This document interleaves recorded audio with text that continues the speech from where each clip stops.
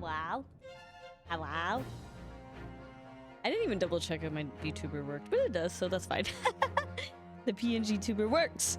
Hello. We're playing more Ace Attorney. That's the plan.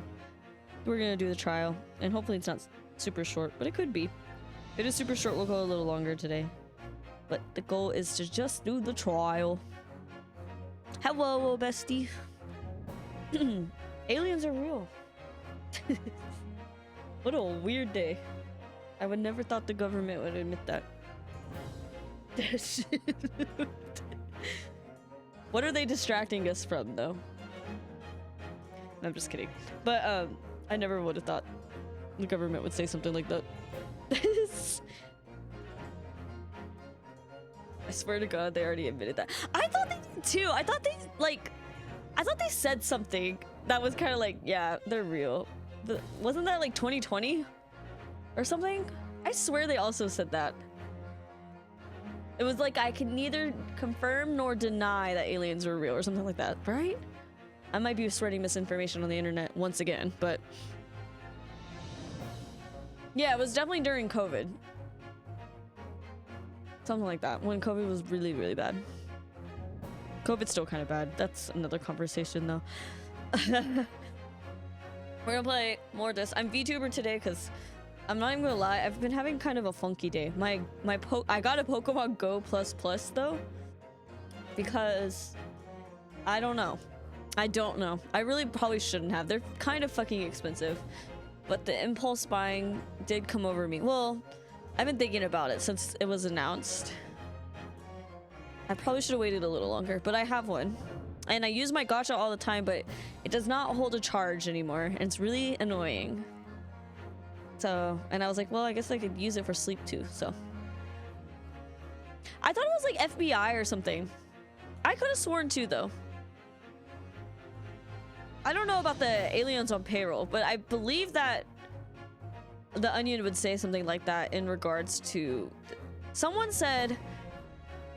I swear someone said there may or may not be aliens or something. But, one of my old coworkers saw this, like, UFO in Austin. And she said I was too high to take a picture. And then she went and looked for someone else who probably took a picture or video. And there are several videos of what happened. Some people saw it in McAllen. It was like a few days ago, maybe a week ago. And then like a day after that, they said they were gonna do an alien announcement or something. So I thought that was interesting. Because usually stuff like that can be explained, sorta. But a lot of people saw whatever the fucking happened in the sky that night, so. I've been playing Pikmin 4 all day, I'm not even gonna lie though. I went to Target to buy a lip liner that doesn't even look like the box, but it is pretty. It was pretty, but it does not look like what the color is on the box. And the Pokemon Plus thing. Almost push buttons there. But we're gonna test it with Pokemon Sleep tonight. I'm gonna try to go to bed before 1 or 2. The lightning storm last night kept me awake.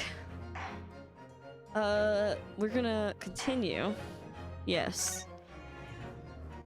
Did I bring my Coke over here? I sure did. I had Buffalo Wild Wings and it sucked. I think there's a football game happening or something.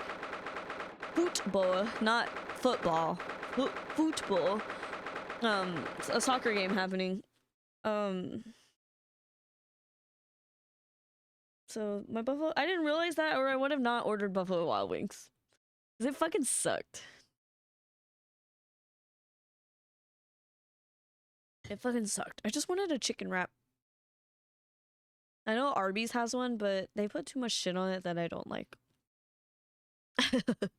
It's the 22nd of February.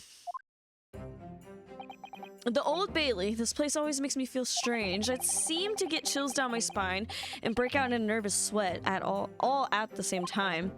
Well, I didn't think I'd be back here so soon. That's my line. Oh. Good morning. Oh, good morning, Mr. Natsume. It was only 2 days ago that I was declared not guilty here. Hi, Ina. Yes, we somehow managed to prove he didn't stab Miss Green in the back.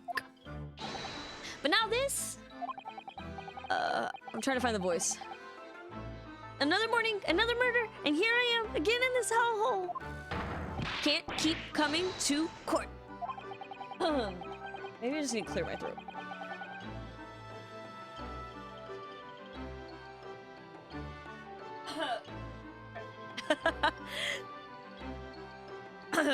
Oh my god. Okay.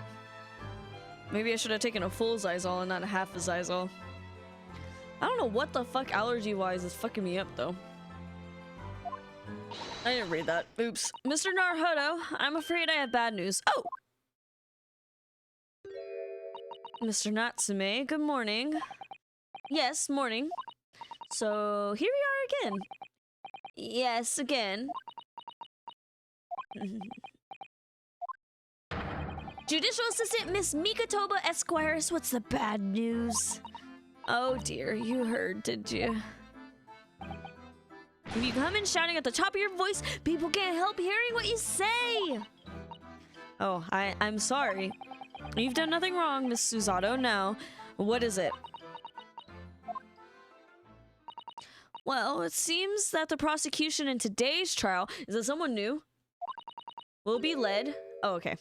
Will be led by Lord Barrick von Zieks. Von Zieks? God. Oh, no, no, no, no. We get to see her boyfriend. I'm so excited. The so-called Reaper of the Bailey, the most legendary prosecutor in the land. In the trial 2 days ago, he pursued Saseki-san and I relentlessly. I guess why wouldn't it be Von Zieks? Of course, by the skin of our teeth, we managed to pull through, but still. Perhaps Mr. Natsume's acquittal in the last trial wasn't the end of the matter after all. Yes, I know what you're thinking. The legend of the Reaper that says, nothing can save a person in the dock when Lord Van Zieks is the prosecutor. Oh no. That even if the person is found not guilty, the accused will meet a mysterious end one way or another. And we experienced it firsthand. A man we successfully defended met the most terrifying end after the acquittal right here in the Old Bailey. He was murdered by another person. Do I have to put up with those ice-cold eyes boring into my soul again? Cursed by evil spirits and now by the Reaper? Pair of petrifying perils, potentially. Well, if it's potentially...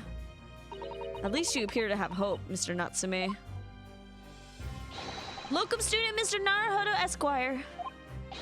Yes. I'm innocent! You have to believe me. You more than anyone now. Don't worry. I'll be your steadfast ally every step of the way in this battle. I promise. This promises to be a hard battle, I fear. Well, the trial is scheduled to begin shortly. We should move into the courtroom. Let's go. Oh yes, I forgot to say, I'm afraid you won't be able to make it, Mr. Sholmes, I mean. That's probably for the best. Oh. If he were here, I might be tempted to rely on his help. Okay. That could be seen as a weakness if Lord Van Zieks were to notice. He'd prey on it mercilessly. At least that's my gut feeling, I guess. I love Van Zieks. Mr. Naruhodo. You're right. Yes, you're so right. I could fix him. Oh, well said, locum student Mr. Naruhodo Esquire, well said. I swear on the sword at my side and the spirit of Kazuma that it harbors. I'll show him what a Japanese lawyer can do. I'll set you free with honor. Oh, Saseki. He's something. I'm not sure how I feel. Oh, yes. I think he's trying his best. I do think it's funny that he's a real person and the family of his was like, yeah, we want him in this video game. I think that's the funny part to me, too.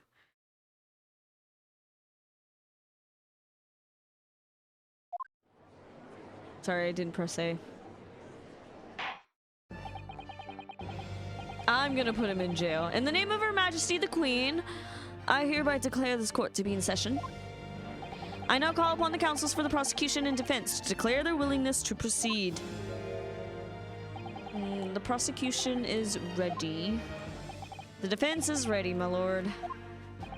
Readiness for the trial, my learned Nipponese friend, is not what the defense needs. There he is. I wish we could put him in a funny little outfit. What you need is readiness for your inevitable defeat. It's not just in my imagination, it's really there. Lord Van Zeeks has such an animosity towards us Japanese for some reason. Yeah, I can fix him though. It was some time ago, now that he first became known as the Reaper of the Bailey, I believe. These past few years, he hasn't appeared in court at all. Yet now, he's back in the courtroom, though for some reason. Nipponese, only when I'm defending. He's in love with me, that's why. This Reaper, with his curious disdain for us Japanese, is a prosecutor shrouded in mystery.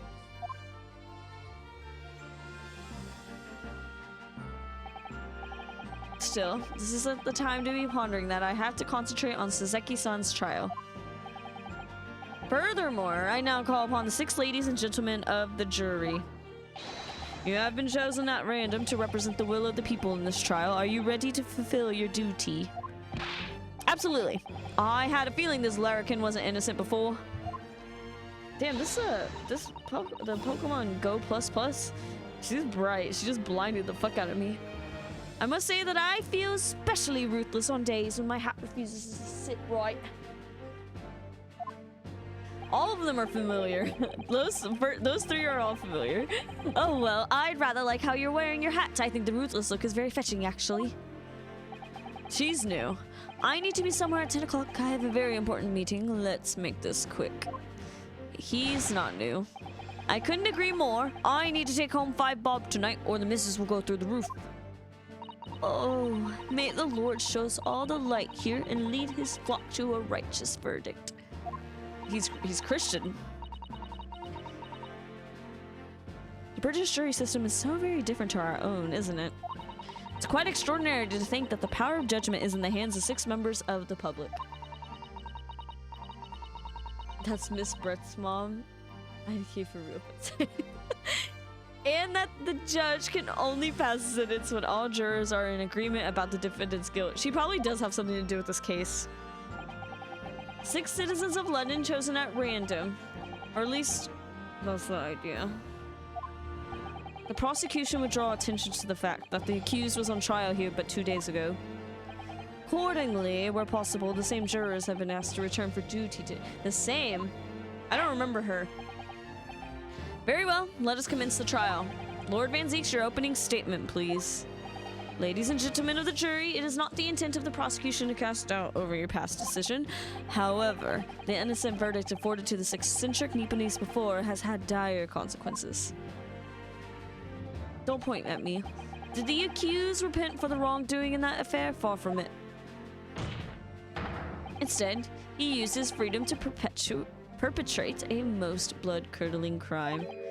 Namely, that of the attempted murder of his neighboring lodger, an innocent Englishman. Hi, Tim. You're done? Are you 100% completion or just done? In Pikmin today, I played it all day today. Well, maybe like 3 hours. But, I just unlocked the 4th area. And only saved like 3 guys. But 100% the first 3 areas. To explain the circumstances of the crime, the prosecution calls its first witness to the stand. How long did it take you? I've been obsessed with Beat Saber. I mean, that's a good game too. They're very different games, so I will probably get Story of Seasons next month. I think that's the plan. Because I did spend my video game money on this Pokemon Go Plus Plus. The detective responsible for investigating the scene and the accused himself. I need to get swole. That's how I feel sometimes. I want to be super strong. I don't know how to do it. Witnesses, your name and occupation, please. Like 36 hours. I don't don't know how many hours I'm at. I'm on day 29, though. How many squats you do playing Beat Saber to like get the lower ones? Yes, sir. Tobias Gregson, Detective Inspector at Scotland Yard's Homicide Division. Saseki Natsume from the Empire of Japan. My government ordered me to come here as a student to study your language and culture. Mr. Natsume. Yes, my lord, sir. I'm quite sure I'm not mistaken that you swore an oath never to set foot in my courtroom again. I remember it as if... Oh my god. I remember it as if it were yesterday, because it kinda was. The day before, in fact, my lord. Believe me, this is the last place I want to be. Inspector, let's hear from you first. Explain the case for the court. Right you are, sir. The incident occurred at the Garadeb household where the defendant has lodgings. In the ground floor room of the victim, Mr. William Shakespeare.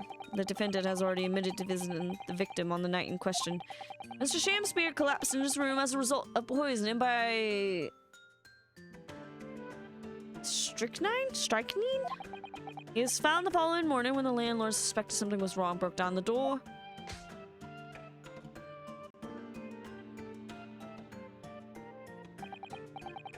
That seemed like that should have been a longer sentence, so I think I wrote it wrong. This means, I presume, that the door to the victim's room was locked at the time of the incident. Yes. Correct, my lord. It was locked from inside, making entry to or exit from the room impossible. Although the victim, Mr. Shakespeare, lives to tell the tale, he very nearly didn't. The man was halfway to heaven when we first found him. I was the first officer on the scene, my lord. And I have a photographic print here that I took at the time to show how it looked. Interesting. Yes. Chilling scene indeed. This man looks very much deceased. That's right. Everyone present believed that's exactly what he was. Very well. I shall accept this photographic print as evidence for the court. A print of the scene taken by police upon their arrival. The victim can be seen unconscious at the table, having been poisoned. Now then, Mr. Natsume. Yes. Yes. As the defendant, do you have anything to say at this juncture? They're haunted. Haunted by evil spirits. Good gracious. What's haunted?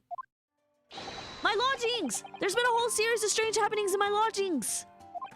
The tenant before me died in mysterious circumstances. A woman was stabbed by no one on the street outside. My neighbor was poisoned.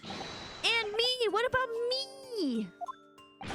I've nearly been killed countless times. Killed, Mr. Natsume? How? Even on that fateful night it happened. When I returned from Mr. Shakespeare's room, I lit my gas stove and climbed into bed, but before long, the stove went out, and somebody tried to kill me. Damn. You must always extinguish all fires before retiring for the night, Mr. Natsume. But it's so cold, my runny nose would freeze. The point is, I didn't poison my neighbor. Oh, why am I being accused of this? Why is my existence so cursed? Thank you, witnesses. I believe I have a reasonably clear picture of events. By the spirit of Smokey the Bear. If I could raise one more point, my lord. One more conclusive point. Conclusive?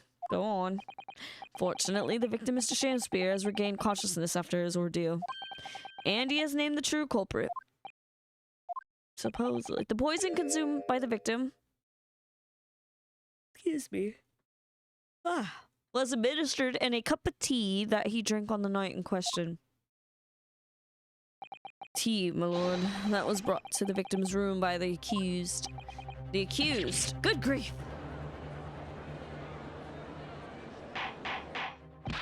Order! Order!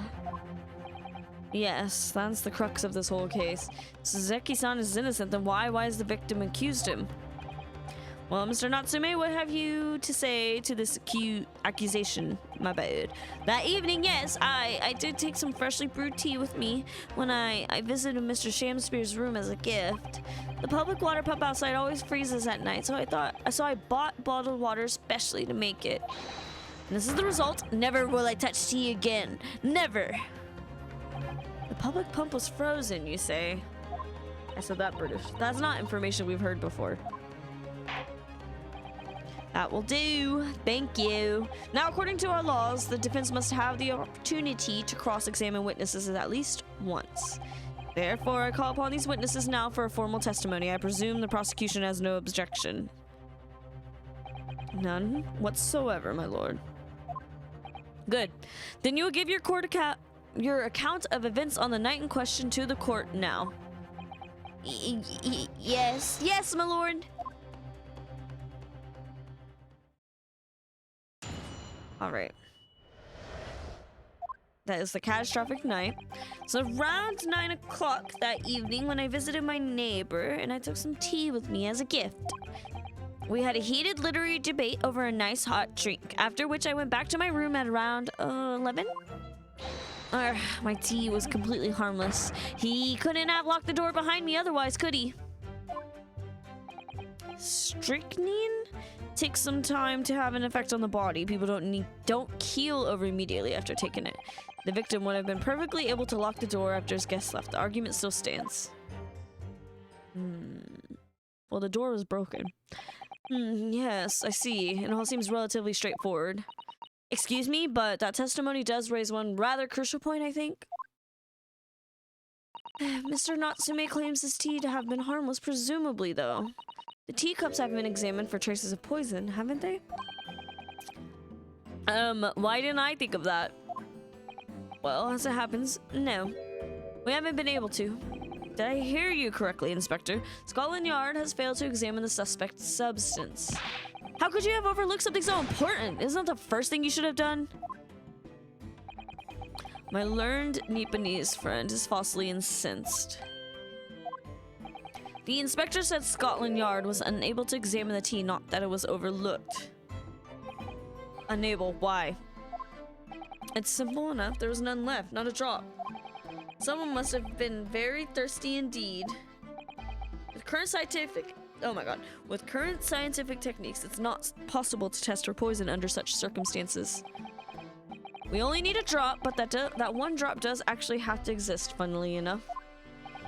The lack of examination notwithstanding, if it appears nothing other than the tea passed the victim's lips on the night in question. I see, thank you. The matter is clear. Cast your eyes over the jury, my learned friend. What? You can see in their faces, I'm sure, the recognition of the accused guilt. The client's fate is all but sealed. In mere moments from now, you will lose and your compatriot will be damned for all eternity. He just wants to send all the Japanese people to jail. He's that racist. He's right. I can feel all 6 of the jurors looking daggers at me. I forgot to turn captions on. The bot doesn't come and yell at me about it. I can't let them beat me down. I won't! Counsel for the defense, proceed with your cross-examination. Okay.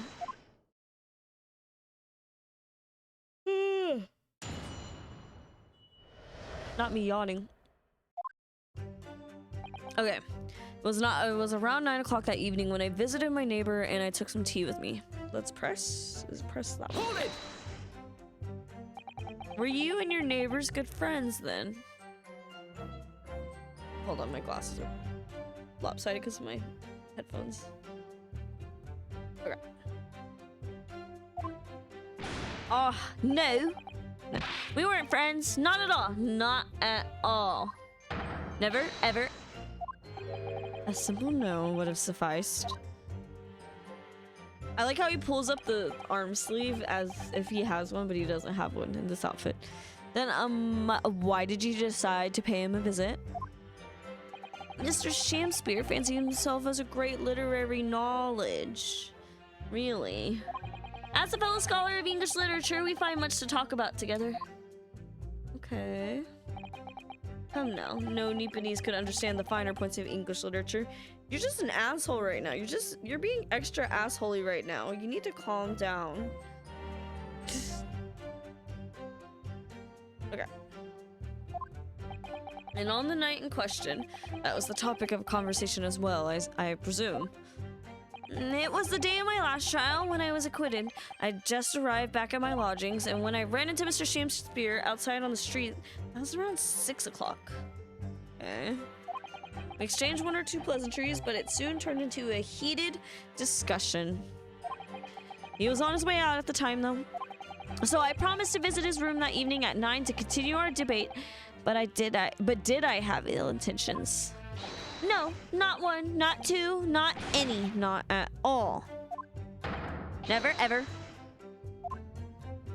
Simple no would have sufficed, I feel.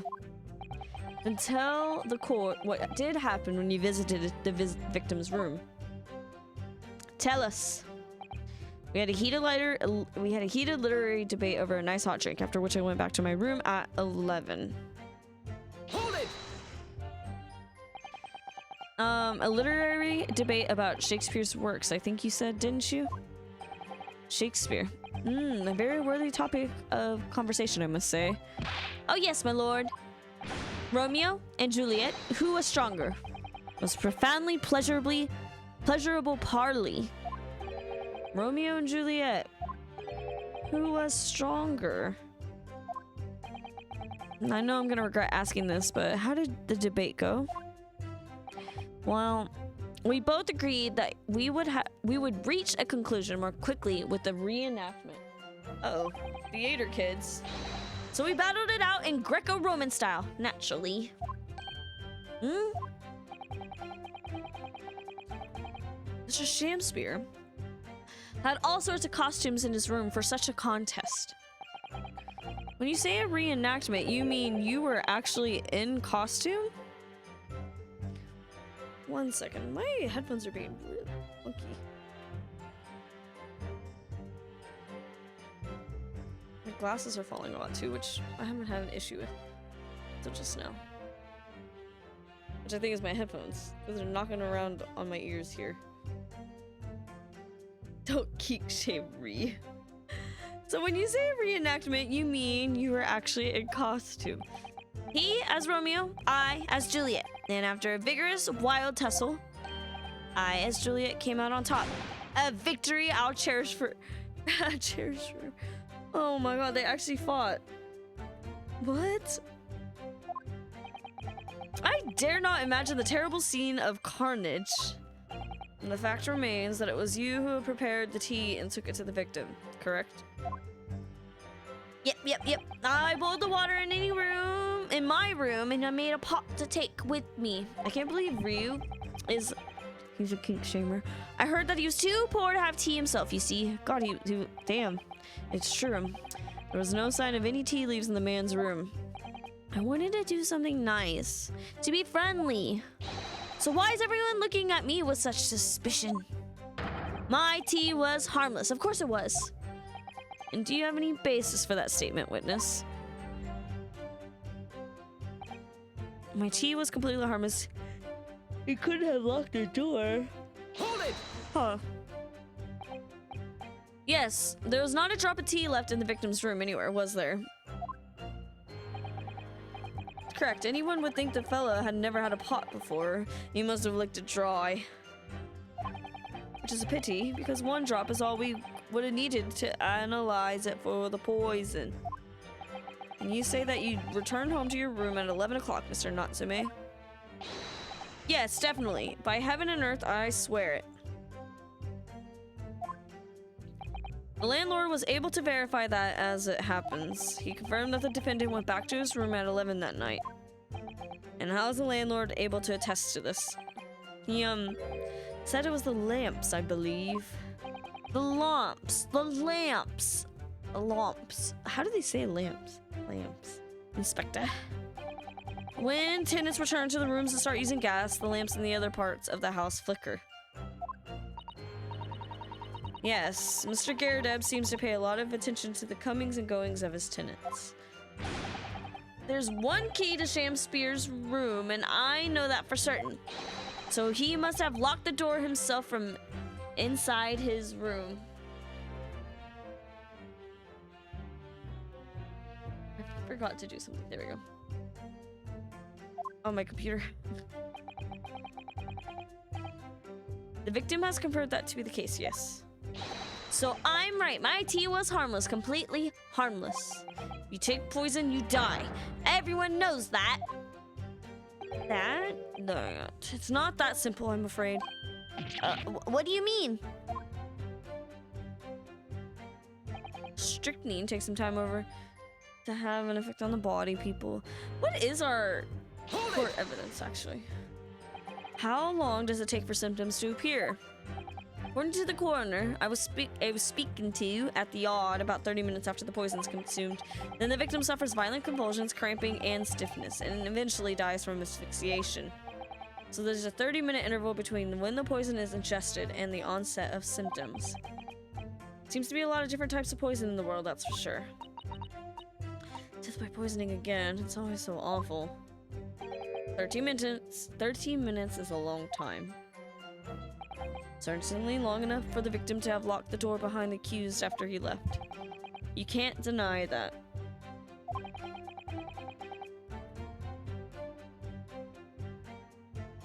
And it further degrades Saseki-san's alibi. I have the medical report from my doctor who examined the victim here, my lord.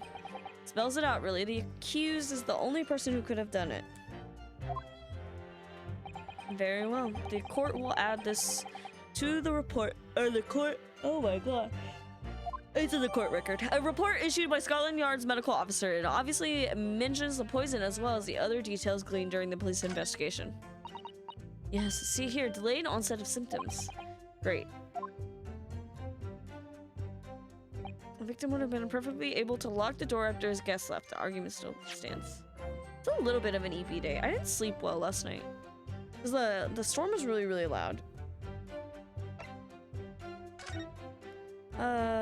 Okay, so that's his books.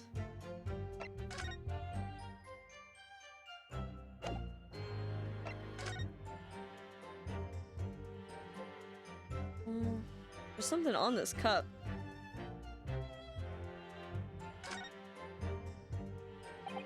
This must be the cup that Mr. Shakespeare was drinking from then. Stained on the inside. Tea does that, I'm afraid. Even green tea. Oh, really? I've never noticed that before. You've never noticed? Well, I never leave it in the cup long enough to leave a mark. I like to gulp it down. I also had the Starbucks refresher. I had the pineapple passion fruit drink or whatever with the coconut milk from Starbucks today instead of like an espresso, but I'm not actually sure. I think the caffeine content is the same amount as a coffee, but I don't know. Maybe it's not exactly the same. I don't know. I woke up a little late today though. I never leave it in the cup long enough to leave a mark. I like to gulp it down. Drink tea while it's hot. That's the Japanese way, isn't it? Oh dear, so many people seem to have the wrong idea about our culture, and most of them are Japanese. But why is his cup empty? This is the teacup from which Mr. Natsume was drinking. Unlike the other one, the inside of the cup is completely clean. I suppose he must have drunk the contents before the tea had a chance to leave a mark. Always gulp it down too. Sorry, Mr. Naruto. Well, if you just sip it little by little, it gets cold. Clearly, I still have to instruct you in the proper way to take tea. Someone's getting arrested for threatening Subway next door. Now my drivers can't pull in. Love that. There was someone, because we have like a garage or whatever. Someone was kind of parked a little close to where we pull out of our garage. And that was really annoying. Luckily, the person whose car it was their like friend or something. They came and pulled out, but I was like, I know that girlie told that friend, like, don't park there because we don't know those people's schedule. I know she said something, and I know that man did not listen to her. So, anyway. I hate when things like that happen. They are not buckets, they're teacups.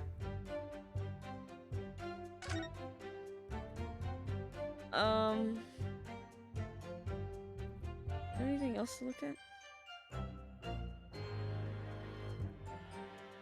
These marks are interesting. Are they? What are they? Are they cracks? I guess they're cracks. Yeah, I guess they're cracks, but they don't go on the inside. Okay.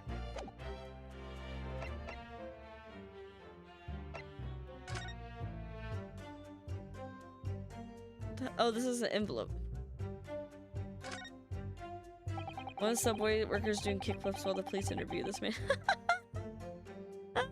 Good. We love Subway. Whoever opened this envelope didn't bother with the letter opener or scissors, did they? Yes, whoever opened it was clearly someone with an unrefined temperament. Damn. Judging from the angle of the rip here, the person in question must have been right-handed. I think perhaps someone's been reading too much of the adventures of Sherlock Holmes. You can never read too much into it. Right-handed. That's gonna be important, because why else would they bring that up? That's a bar of soap. With the hole in it. Or in it. What is it, Mr. Naruhodo? This bar of soap, when we first found it, I could have sworn there was some sort of round disc in this depression just here. A red one. Yes, you're right. I remember it too. But now the depression is completely empty. Where could the disc have gone? Cheap bar of soap that was discovered just outside. The little red medallion from the center has... Should I have checked the carriage beforehand again? I think that's the same color as the tea.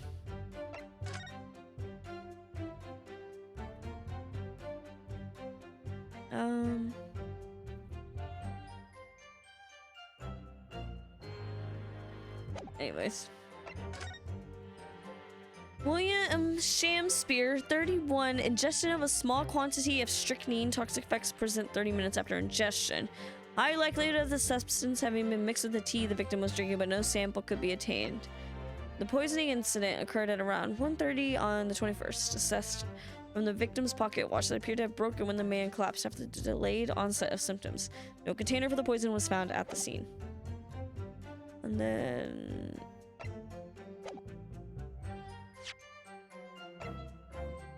Okay. Let's press this one. Hold it! The argument still stands, you say? This is what Mr. Natsume has been saying, isn't it? The pair of them drank tea together that night, so if there were... I just saw something. If there was poison in it, the victim wouldn't have been able to lock the door after the accused left later on. Exactly. Me and my tea are innocent, sweet and innocent, I tell ya. No, that's not what I'm saying.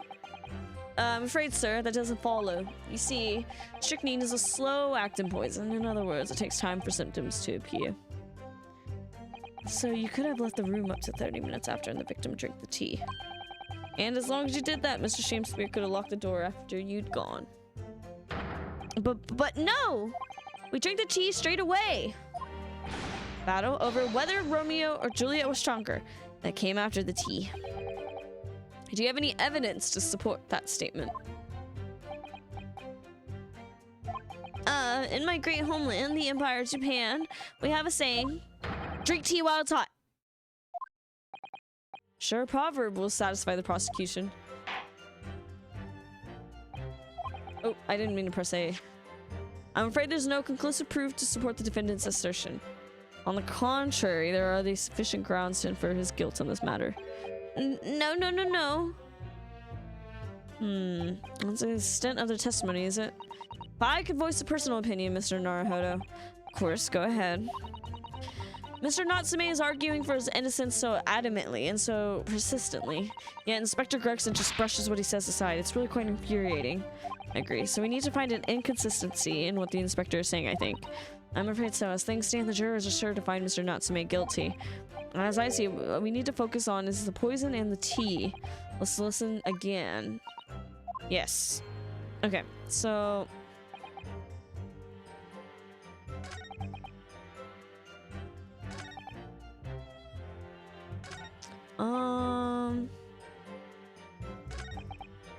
The victim would have been able to lock the door after it gets there. Keel over immediately. Obviously, there's something in the tea, but I don't know something in Natsume's tea. But I don't know the line of reasoning here.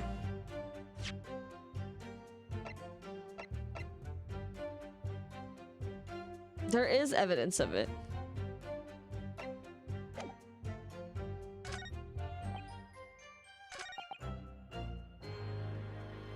The victim would have been perfectly able to lock the door after his guests left.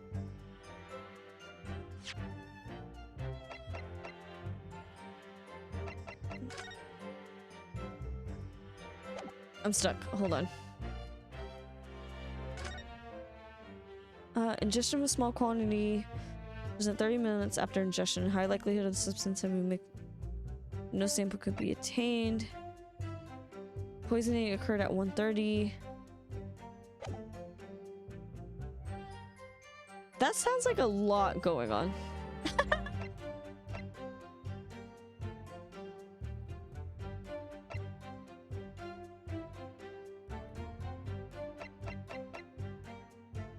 What am I missing here?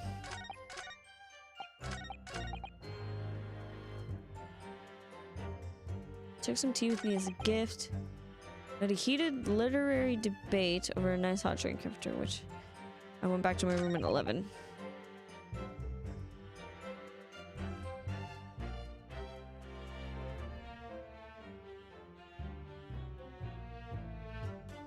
Something wrong with the time, because if he ingested at 1:30, then... But Natsume says he left at 11.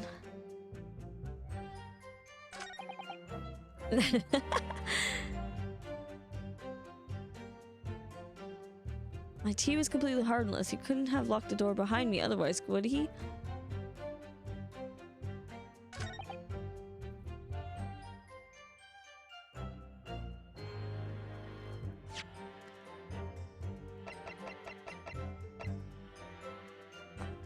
Poison as well as...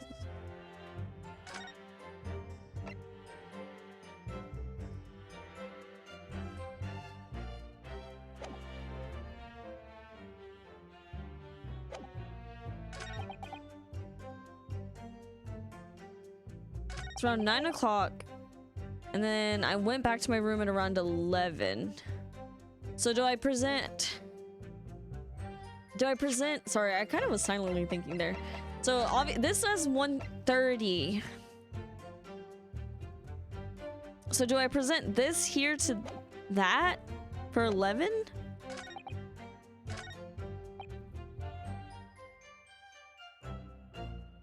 It's gotta be that.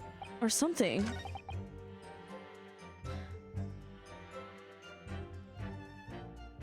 I'm gonna try it. I'm not confident, though.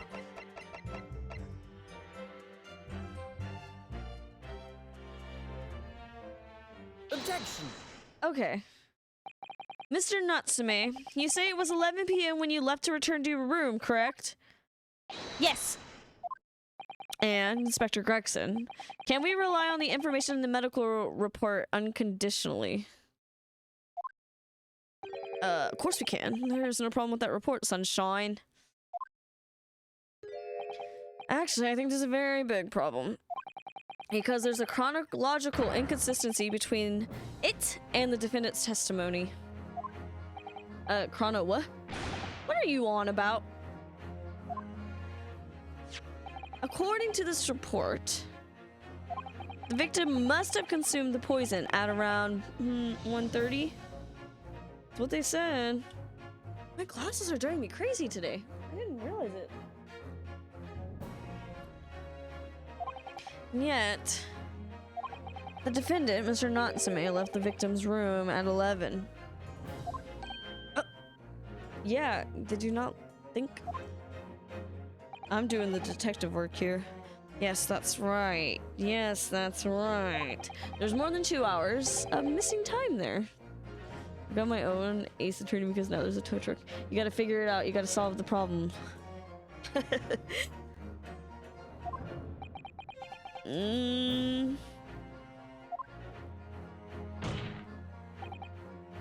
other words, there was poison in the tea that Mr. Natsume brought to the victim's room. How could the victim have fallen ill to it 2.5 full hours after the defendant left? Oh. Why do they both freak out?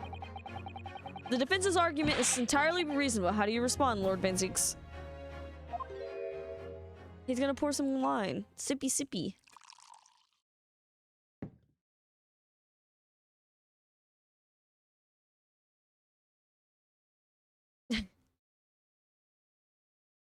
He's a little slow. I think there's a bug in here. Where did it go?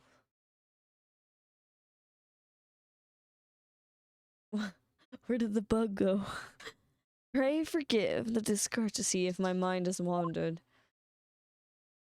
I was considering what cuisine would best complement the contents of my hallowed chalice this luncheon. How could it have happened, you ask? I do hate to shatter illusions, but my Nipponese friend appears to be having or chasing a phantom idea. A phantom? Is it so hard to imagine that the victim drank his tea after the accused had left? For example, at the time stated in the medical report, yes, around 1:30. Objection! That would be nasty. Mr. Natsume brought the tea with him to drink together with his neighbor. And in Japan, there's a well-known saying, drink tea while it's hot. Objection! And in my country, there's even more apt saying. As if the British don't drink tea. There's nothing more refreshing than cold tea. Do they say that? I don't think so. The point is, if there was such a long gap, there may be other ways to explain how the victim became poisoned. Other possibilities. What sort of possibilities, Counsel? Well, for example, the man could have had another visitor? Another visitor. That's a very bold assertion, my learned friend. From someone who has nothing to substantiate it. Or the victim could have taken the poison of his own volition. You suggest this may have been a suicide, Counsel? Objection! Mr. Shamspear has categorically denied suicide. The idea can and must be discounted. Objection! Oh, the baby slap. But he could be lying.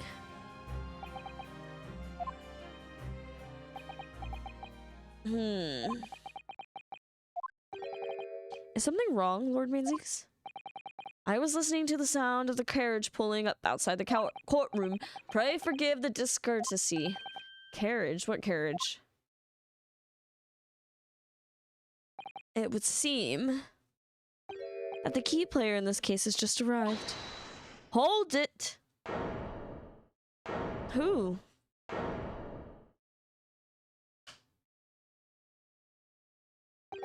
Out, out, brief candle. Life's but a walking shadow. Oh my god. A poor player that struts and frets his hour upon the stage, and then is heard no more. It is a tale told by an idiot, full of sound and fury, signifying nothing.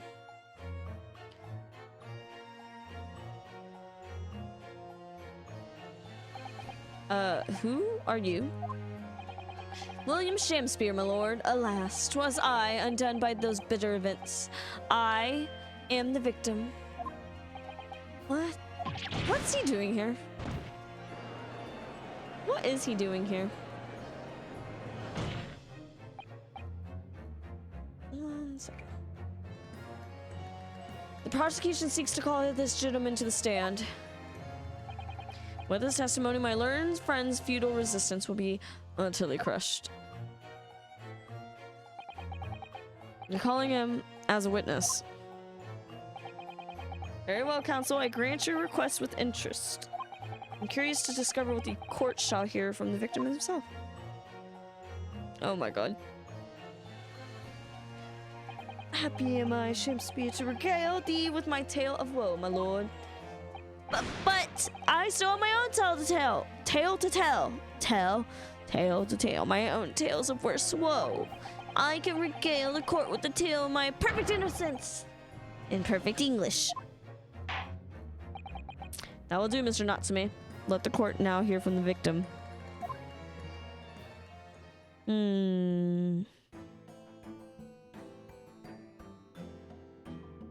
he? All right. So that's Mr. Shamspear. Who's that man? Yes, I think I feel sure that we caught a glimpse of that man before. State your names and occupation for the court, please, witnesses. A writer of words so sweet they do scent the breeze, an inventor of ideas so profound they compose the earth. The unrivaled poet, the unmatched scribe, William Shakespeare. Were the great bard to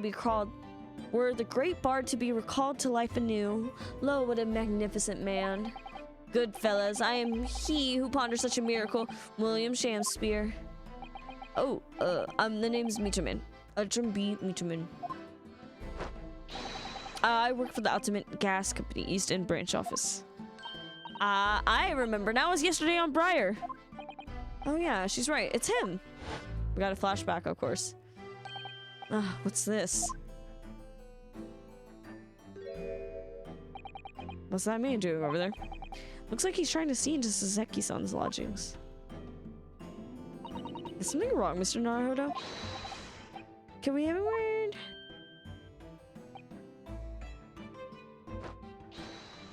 But why did he run off like that? But why?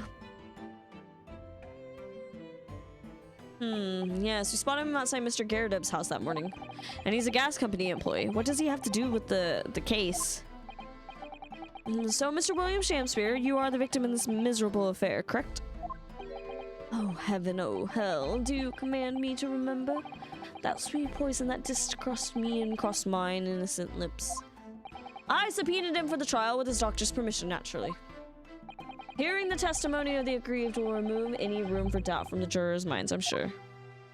Behold, you only have to rearrange the letters of my name to see that me's a seraph, an angel indeed. I'm gonna... Thus be I noble of mind, sweet of nature, and verily honest of heart, as all heavenly angels be. Because there isn't a less contrived meaning in your name, no, not at all. The jurors seem to be very moved by this man, I'm afraid. They're actually taking the Seraph Anagram ID seriously. Thank you, witnesses, for your illuminating introduction. Witness. But my lord, what's the man next to Mr. Shamspear doing here? The gas man, I mean. What, me? Well, now. Allow me to enlighten my learned friend. You recall, I presume, your earlier impertinence? When you suggested the victim had another visitor to his room on the night in question. Moreover, that the victim is a compulsive liar. What? No, I didn't quite say that. This young chin-stroker here is to controvert your wild claims conclusively. Is that not so, Mr. Muterman? Hang on, no, I'm just here. I hereby call for your formal testimonies. You will tell the court as lucidly as possible what happened on the night in question. One may smile and be a villain. Yes, it doth pain me, but let the truth be spoken. The truth of that wintry night of my discontent. Yes, exactly that, little bestie.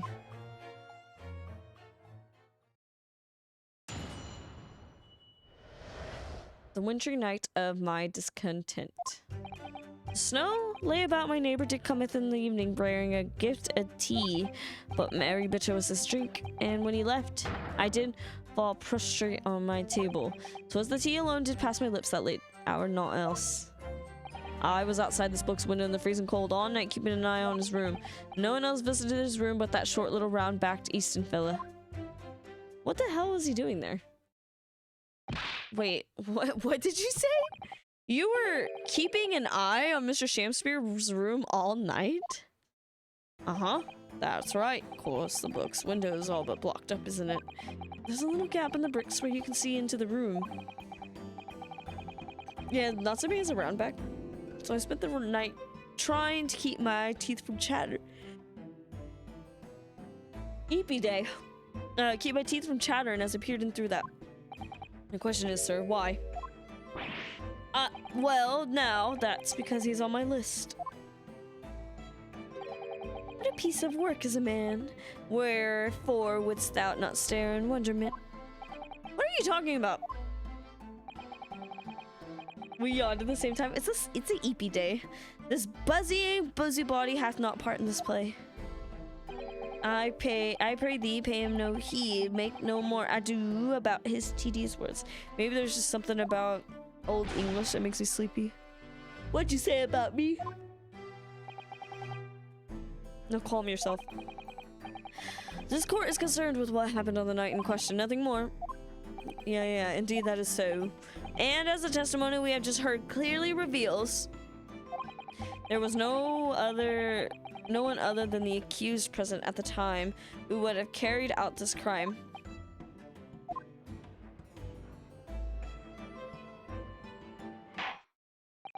Well, I believe this may be the final testimony of the trial. Now, counsel, the defense may proceed with the cross-examination. Yes, my lord.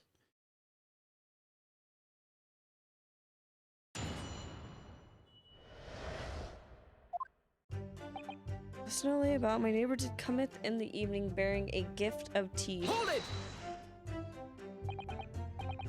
Look, I was sleepy. Wow. To be clear, by neighbor, you are referring to Mr. Natsume, the defendant. Oh, indeed, sire. Perchance that's what's that I call him the man from the upstairs. And at what time did the mustachio Nipponese visit you in your room? Our meeting was promised for the hour of 9, and lo did he come to tender a gift of fragrant tea. Details which are in accordance with the defendant's own testimony, yes. And we are broiled in such a literary debate as a history hath not seen before. By which I presume he means their discussion about who was stronger, Romeo or Juliet. I, Shakespeare, did play the part of young Romeo, whilst my neighbor played the fair Juliet. Each of us dressed as would our characters be to bring weight upon our merry experiment. I dare not imagine the scene. Frailty, thy name is a woman. Canst thou imagine how dismayed I was?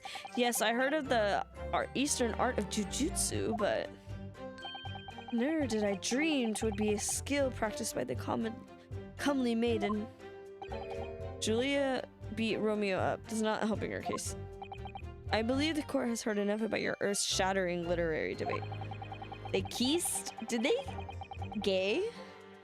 Perhaps you should reiterate your statement about the tea that the accused brought to your room. My liege, I am thy servant. Gladly I would do by thy bidding. Okay.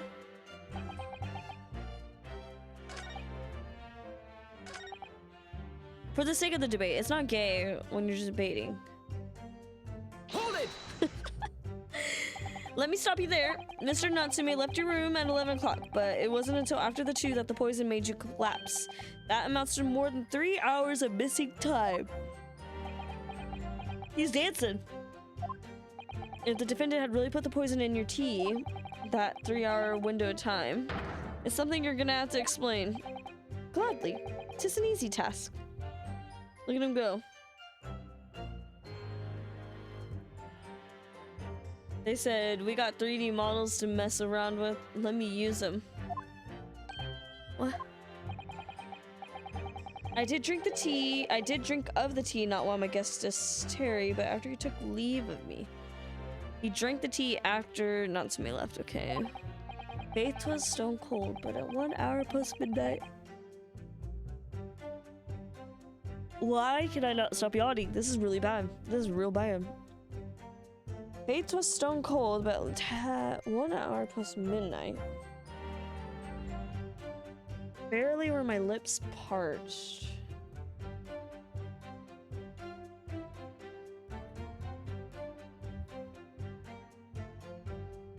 Objection! That doesn't sound normal. Nay, 'tis quite ordinary, sire. After all, thou wilt recall our fiery debate. Amid such argument, there'd be no time for fiery tea. Romeo and Juliet again. Who was stronger? Mr. Shakespeare, in summary, allow me to confirm. Did you not come here with the intention of naming your attacker? But of course, my liege. 'Twas the stupid lover of words did attempt to shuffle me out of this mortal coil. We all know what that means.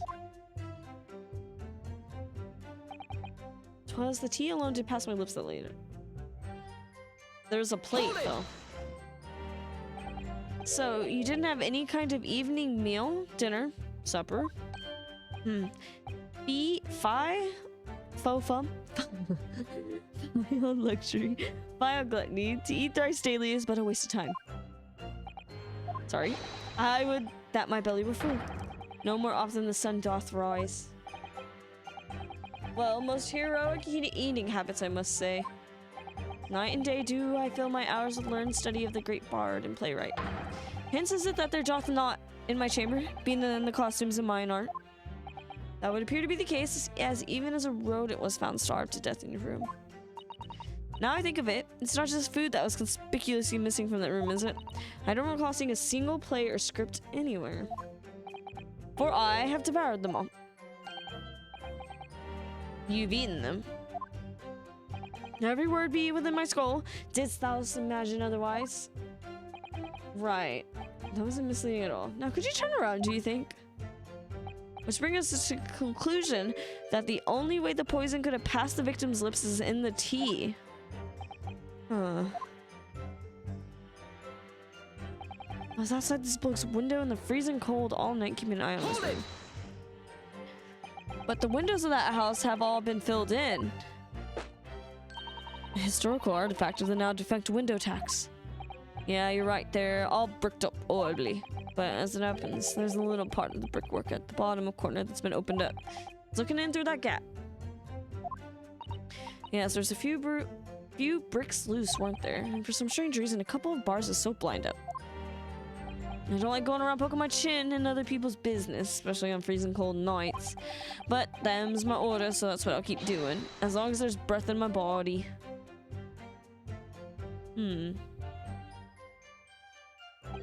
What's with all the theatricals today? Out of interest, Mr. Minaman, after the accused had left and returned to his own lodgings, did you see the victim leave the room at all? No, he never left. He was in that room the whole time, as far as I'm concerned. I was wondering, I did look at that and I was like, is that a bee butt? And we can therefore discount the possibility of suicide. How can you be so sure? The police carried out a thorough investigation of the scene and found no receptacle for the poison. Since we know the victim didn't leave this room and hence didn't dispose of the poison's container himself, it's clear that there was no attempted suicide. Only the culprit could have removed the receptacle. Yeah. Lucidly explained, Counsel. Thank you. It really was. You can't argue with the logic. No one else visited his room but that short little round-backed Eastern fella. Shit. I meant to press. What do you think, Mr. Hardner? Well, can't see any obvious holes. No, oh dear. If nobody else visited Mr. Shamspeare's room that night, apart from Mr. Natsume, I imagine the members of the jury will all conclude the same thing. Right, that he's guilty. Well, all we can do is press these witnesses for more information and hope for breakthrough.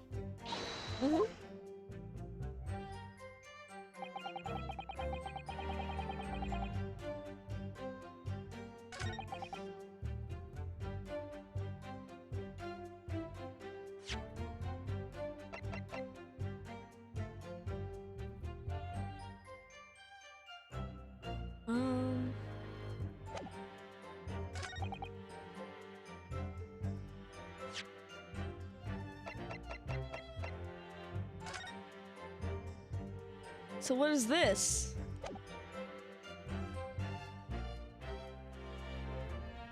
"'Twas the tea alone did pass my lips that late hour, naught else." On the picture there's a plate. It's gotta be that. Objection. Nope.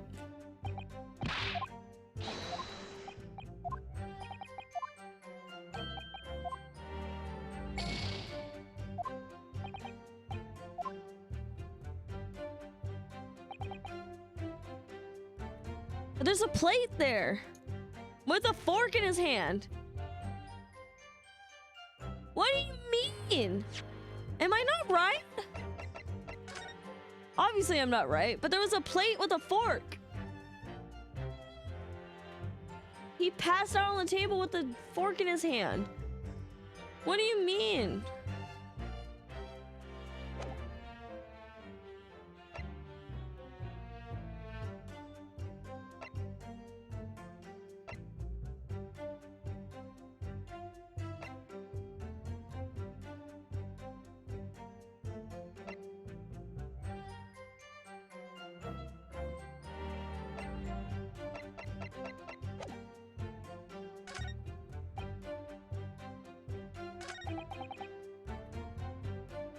I guess I'll press this.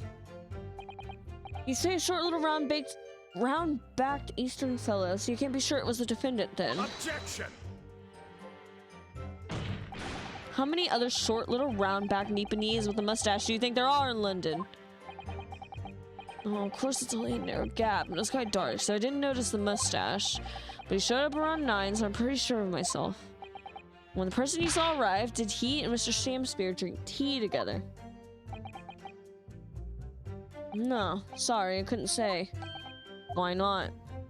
Because I couldn't see into the room that well, could I? What I did see was the silhouette of that little round-back fellow wearing a pretty dress. Then the pair of them started some kind of wrestling match? I tell you, I didn't know what to make of it. I suppose that was the Romeo and Juliet thing. Mr. Meager Man, allow me to confirm one final time. Apart from the accused, can you state with certainty that no one else visited the victim on the night in question? No question. Gasman's honor. Oh. I should have just pressed before presenting. My lord. Goodness me. Yes, Mr. Foreman. I've kept my mouth shut and listened to up to now, but this has gone on long enough. Are you all with me? Yes. Are we to understand that you, ladies and gentlemen of the jury, are in agreement with one another? That you've reached a unanimous decision? Too right we have. Are you all with me? Yes. Wait, no, the defense is in the middle of a cross-examination. To be honest, I was holding out a bit of hope for you, young man, but especially after you identified those few hours that followed the accused leaving the victim's room. Yes. But in the end, what difference do they make? That scared me, I'm not even gonna lie. What is the tea? The girls are fighting! No! I was like, who's saying that? But in the end, what difference do they make? None as far as I can see.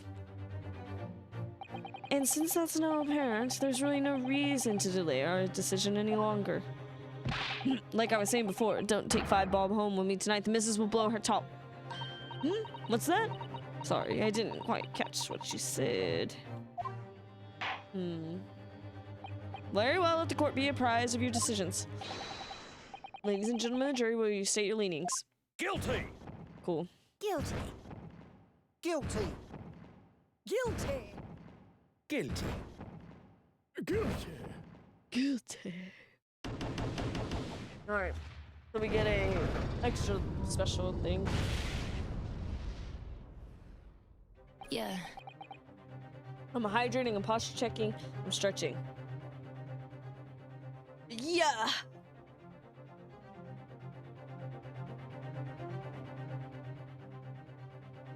Okay. My manager decided to send 4 drivers home, including himself, and now we're oh god. So annoying. It's like, well, yeah, 9 p.m. is like prime pizza time. All of you? Well, it would appear that the jury is indeed unanimous. I can't believe I wasted a presenting because there's story to this. Even though there's clearly a fucking plate in the picture. So this time at least, it seems justice will be done. All's well that ends well, as they say. This calls for a toast, I feel. To the guilty being punished. Oh, he is like a little bumblebee. Look at him. Get up, Mr. Naruto, please. This trial isn't over. What do you mean, Mr. Sato? About the information I found in this why is this encyclopedia spelled like that? A British law I have. That obscure right that belongs to the defense in these situations. Remember? A summation examination. I couldn't remember the words. Oh yeah, that's right. We don't have a jury in Japanese courts, of course. But here in British court law can reverse the decisions of the majority of the jurors. We can force the trial to continue. Okay, let's do it. Whatever it takes, I just can't let that happen. The defense moves to invoke its right to a summation examination, my lord. I am not surprised, as my learned Nipponese friends and ability to admit defeat. You choose to cling desperately to some archaic rule you barely comprehend instead of accepting the truth.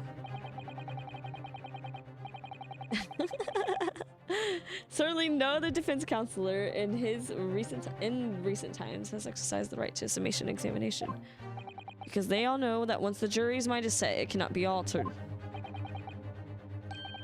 I can't believe the game did that to me. I forgot to press something. And I just went ahead and showed evidence. Even though there's clearly a fork and a knife in his fucking hand. Nevertheless, the right remains and must be upheld. When he passed out on the fucking table, defense counsel request is granted. The court will proceed with the summation examination as outlined in this. It just feels like tutorial again, and I'm just like, we gotta get through it. Are you and your fellows prepared, mister? Believe me, my lord, we all know about this young lad's tenacity, and we're ready for it. Very well. In that case, ladies and gentlemen of the jury, I hereby call upon each of you to state the grounds. Blah, blah, blah, blah, blah, blah, blah. Alright.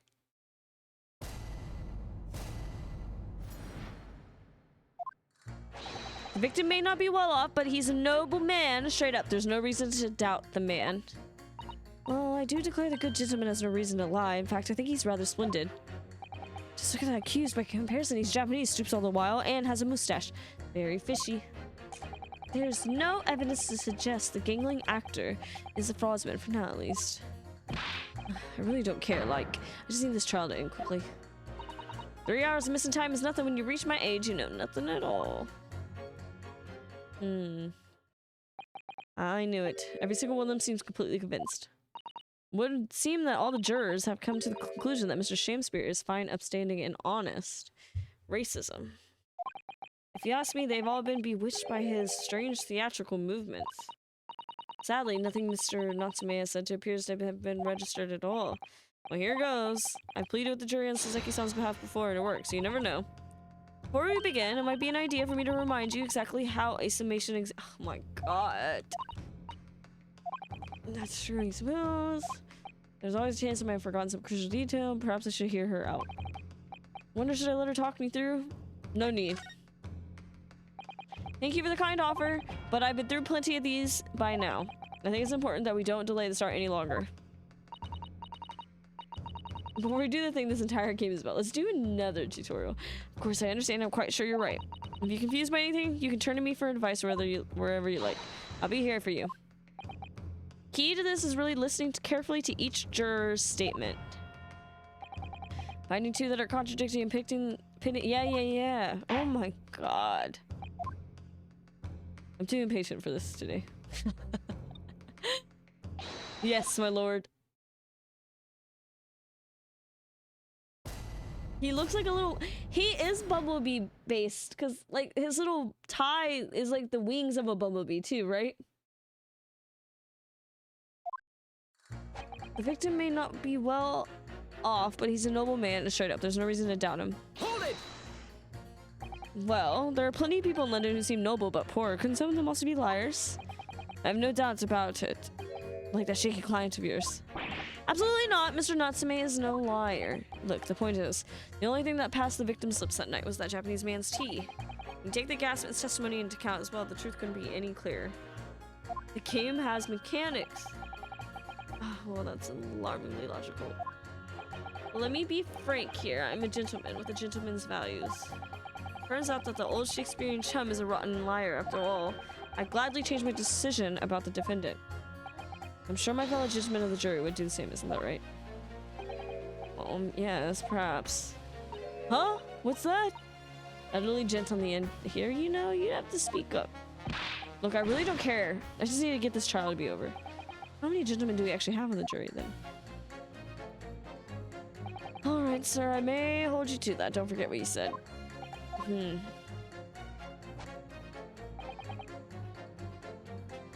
If you can show me that the victim is a liar, I'll reconsider my position. What is the court record? I wanted to see who we have.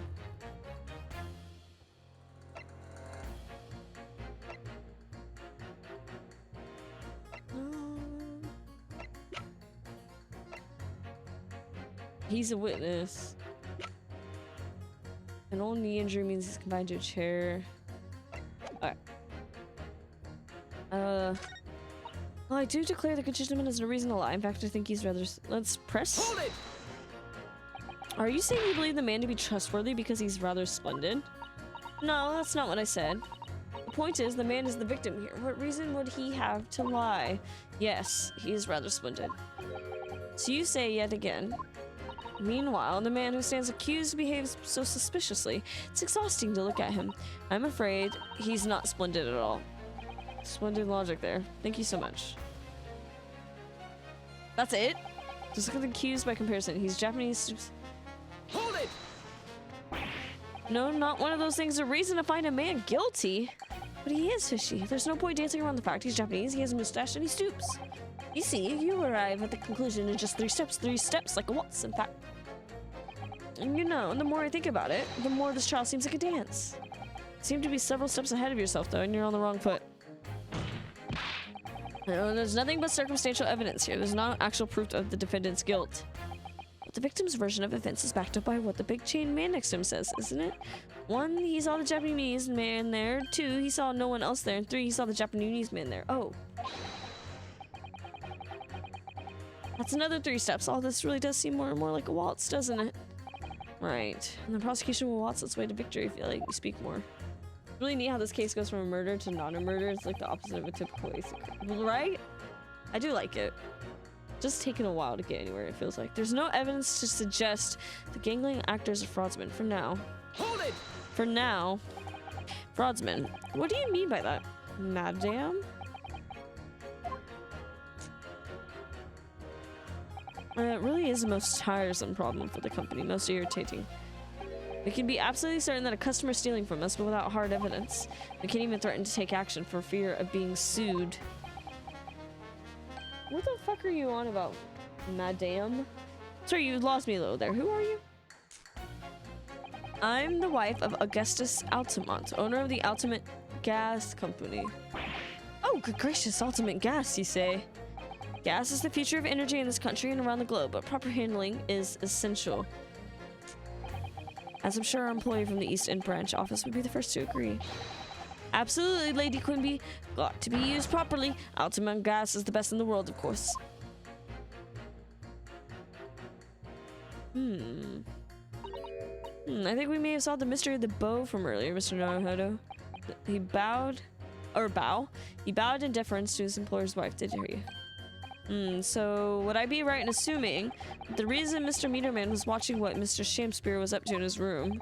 I'm afraid that there's no end to the lengths the population of the East End will go in order to steal our gas. So I really have no choice when the company identifies somebody as possible fraudsman. But to dispatch a worker to watch the suspect day and night, we're very thorough in our investigation. So you mean Mr. Shamspear is... I wouldn't come out and say in public. She's Bumblebee themed too! Queen Bee. Her name is Queen Bee. I wouldn't come out and say it in public, but you can finish that sentence with a grubby little gas thief. You haven't noticed the public gallery in here, have you? The eye of a man hath not heard. The ear of a man hath not seen. He had to act that out. Faith was thou wound me with thy words. Were I to let them penetrate, wound me. The seraphs hear not insults, only choirs have angels in song. We may not have evidence yet, but my workers won't stop buzzing around you until they find it. Buzzing! And when they do, you'll find yourself blasted back to your angelic heights in the ultimate gas explosion. So Mr. Shamspear has been stealing gas. I wonder, juror number 4, if you wouldn't mind adding that information to your statement. My pleasure. Wasn't the bit about ripping that thief apart you enjoyed? A little before the part about abject violence, if it's not too much trouble. Yes, of course. Alright, I know 2 we can put together. That's cute that she's a queen bee. Victim puts on a fine performance, but in reality, he's a common thief of my okay. And someone said he's innocent.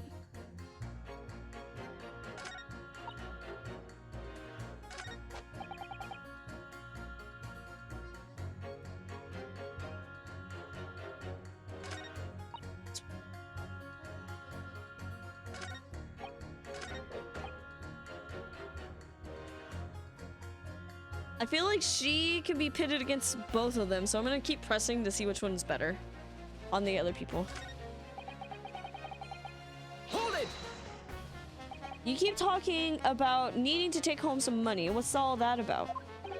Finish last. That's what it's about. Finish last. What the hell does that mean? What's that? I'm talking about the Derby at Hyde Park, aren't I? It was the Queen's Cup last week, wasn't it? A Derby. It was a dead cert. That's the thing. I couldn't lose, so I took my wife's secret savings, but then that hopeless old mare went and did the unthinkable with that stupid finish loss. Oh dear, I think it's clear what happened. Is it? This is the day the missus uses her savings for a trip down to the pub. So come on, let this business slide now. Just give it up. No, that's not going to happen. 3 hours of missing time is nothing when you reach my age. Hold it! What do you really mean by that? Well, I'm not one to boast, but I get up at 5 every morning. I do. At 5. You're an early riser then, aren't you? What? What? What's that now?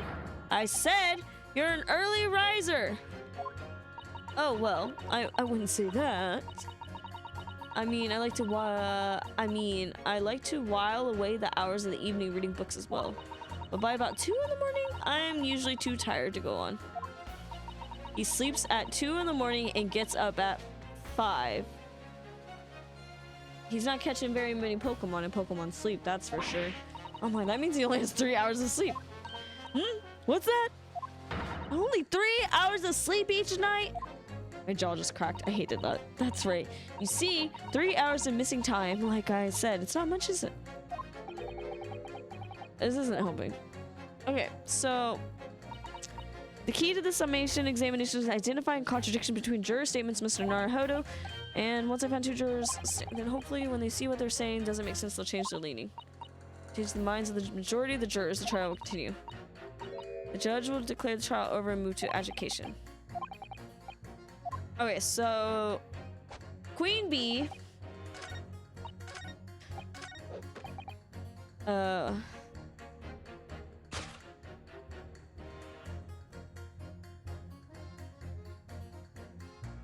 If you could show me that victim's a liar, I'll reconsider my position. Is it him? I think it's him. Or her. I'm gonna do him. Objection! These 2 statements clearly contradict each other. Good gracious. Whose statements do you... Juror number 1. What are you yelling about? I presume you've heard juror number 4's statement made by the wife of the owner of Altamont Gas. Yes, well... The victim, who you claim to be a noble straight-up man, in fact, turns out to be a common thief. So the good lady says, but there's no evidence, is there? You and I both heard them say as much. It's true, we don't have evidence as such just yet. But the claims aren't baseless, you know. What? Excuse me. You heard me. Seeing as this operation has already been compromised, I would suggest that the court hears testimony from our East End branch office employee over there. I'll do whatever you say, my lady. Gasman's honor.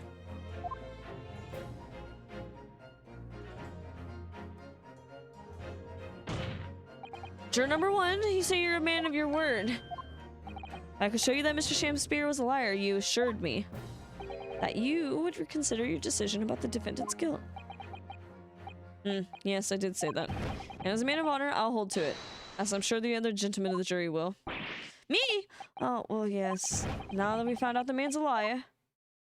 Well, if I'm perfectly honest, I haven't heard half of what you've all been saying, so if this means you'll cap a few points, that would suit me down to the ground.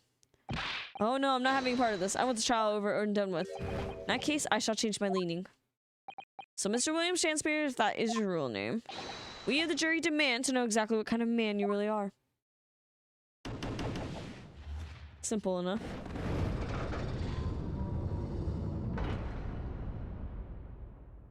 That's 4. 4 for not guilty. Yes, Mr. Naruhodo. Victory. I'm so bored, just let him go. Order! Well, this is quite extraordinary, I must say. As a result of the defense's summation examination, the jury's leaning has changed. Now only 2 jurors say guilty, whilst 4 say not guilty. I therefore declare this court to be in a state of disaccord. and order the trial to continue. That's what I thought. Are you gonna crush it? No, he's gonna throw it. Of course he is. You have sport the bouquet, Mr. Shakespeare. Ooh. And the ladies and gentlemen of the jury now find they are unable to trust you, the victim. But you gods will give us some faults to make us men. So God mend me, I do swear. This gasman speaketh that which concerns him most, not but gas, not but thin air. Aye, it burneth bright a while, but it hath no substance, and it doth reek foul. Oi! What did you say? Me. Do I take it, Mr. Shakespeare, that you deny the allegations of gas thievery? Most haughtily, my lord, hast thou forgotten I am a seraph, an angel, noble of mind, sweet of nature, and verily, honest of heart. You flowery mouth pompous beanpole, just because I haven't gotten the evidence yet. Mr. Shakespeare, if in fact you are not noble of mind, sweet of nature, or honest of heart, if you are a liar, then your testimony should have no sway in this courtroom.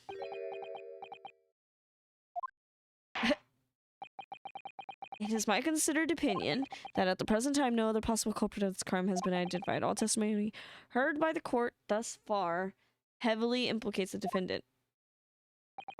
In short, it would not be unreasonable at this stage for me to rule on the case. Oh no. However, in light of the fact that the jury has expressed concern about the fidelity of this witness, I believe it would be inappropriate for this court not to pursue the point further. I assure you, my lord, that would be a waste of the court's time. The gas in this case are unrelated. Juror number 4. Yes. Did you say before that although you had no hard evidence to prove this man has been stealing gas, you have strong grounds for suspecting him? That's right, we do. Don't we, worker? Absolutely, Lady Quimby. Gasman's honor. Very well then, we will hear your testimony. You will tell the court precisely why you believe the victim, Mr. William Shakespeare, has been stealing gas. Yes, my lord, it'll be my pleasure on the ultimate. If I may, my lord. Go ahead. This worker's testimony may have a significant bearing on the good name of my husband's company. Therefore, I should like to take the stand alongside him in a supervisory role, if you wouldn't mind. Woohoo! Ooh yeah! Sweet as honey, yeah, yeah, yeah! Yeah, yeah! Very well. As an exception. Thank you. Woo yeah! Woo yeah! Woo woo! Woo woo! That's all he needs to say. So you will both testify before the court on the subject of the illegal consumption of the ultimate gas company's fuel. Yes. Is that clear, my good man? Clear as ultimate gas, my lady. Which is the clearest in the world. Teehee. He's a little bee. We love men who support women. Do you think the gas has gone to his end, Susano? Probably.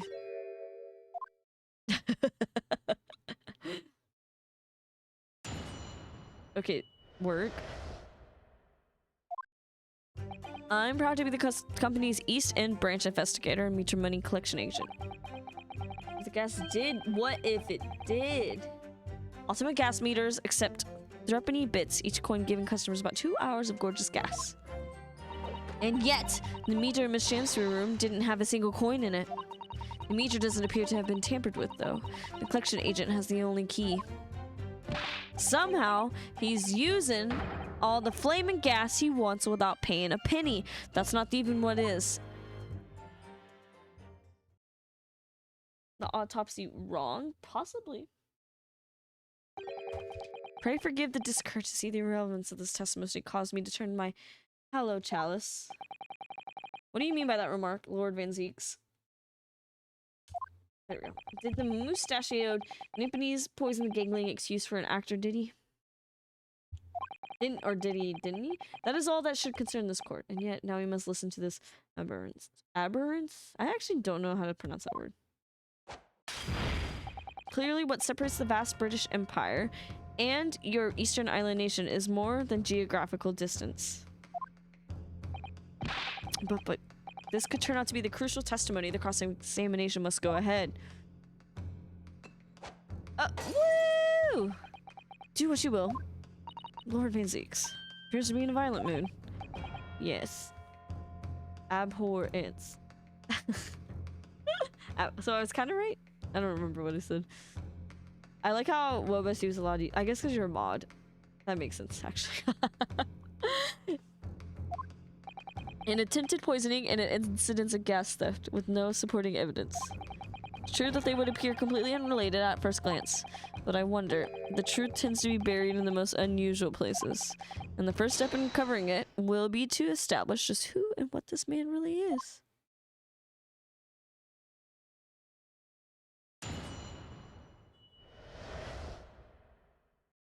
Okay. It's proud to be in, do I really need to press that? But I guess I will, just in case. So does that mean you enter people's houses in order to empty their gas meters? Uh-huh, that I do. Have to try to catch people when they're in, then I ask permission to come inside and do my business. Does that mean you've been in Mr. Natsume's room before as well as that of Mr. Shakespeare? Well, now, interesting you should bring that up, because I couldn't believe how little money was in his meter. I mean, how the pair of them survived this winter is beyond me, it really is. Knowing Mr. Natsume, he probably spends all his gas money on books. And that's when he's finished reading them, he probably burns them for warmth. Kindly reiterate your statement about the gas meters themselves. Not much to say really, but as you wish. It's about gas meters except threepenny bits. Each coin giving customers about 2 hours gas. Hold it! So all London houses that have a gas supply are fitted with these gas meters, are they? Yes, they're the latest model, the height of technology developed by our gas company, Altamont Gas. And anyone who uses our gas will have one of these meters in their property, yes. So if a 3-pence coin gives 2 hours of gas, most people would use about 3 coins in a night. A bit more than that, usually, if they have both gas lights and a gas stove, that is. Thinking about it, Zeki-san doesn't have a fireplace in that room, does he? Some people still choose to use candles, of course, and only have gas for heating. Yes, I do remember seeing candles in Mr. Natsume's room, actually. How does the money in the meter get back to you at the gas company? Every 3 days, gasmen like me visit properties on the gas supply and empty the meters of coins. I must say, the design and manufacture of the new meter cost the company an awful lot of money.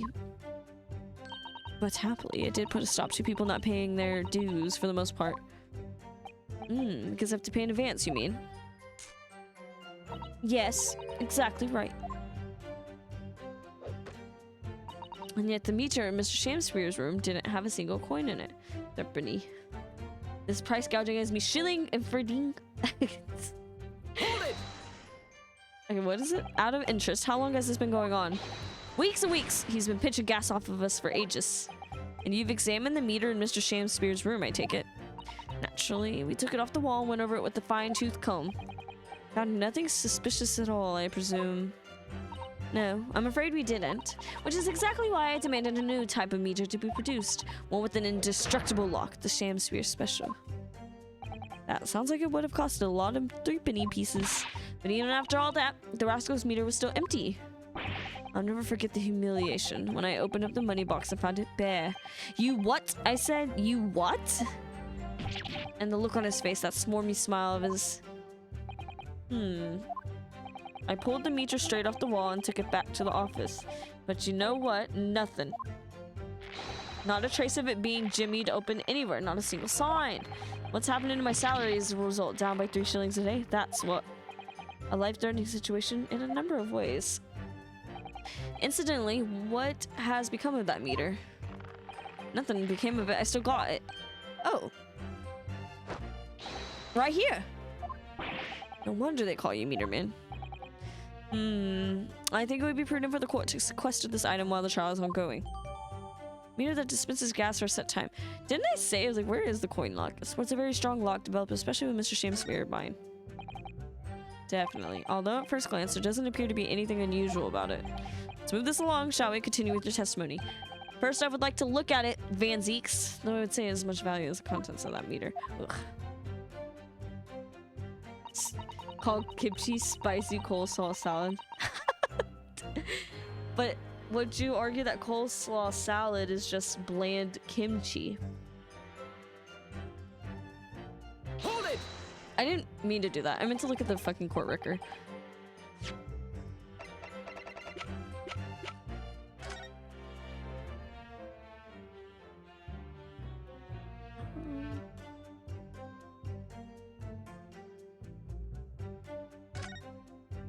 The so kimchi spicy? It has spice too. I wouldn't really say it's like super. Some people's kimchi is spicier than others though. This dude is just super poor. It's a very sturdy looking padlock and the money box is sealed with beeswax. So Mr. Sholmes would get up in mischief if he'd be found out immediately. Mischief of that kind is not the sort of thing that Mr. Sholmes would. Yeah, more vinegary. But you could argue that some white people think that's spicy. Because vinegar is the base of spicy stuff for a lot of things. You know you didn't finish that. But I guess like gochugaru, or not gochugaru, gochujang. They put spices in it. That could be spicy to people. That's why it's red.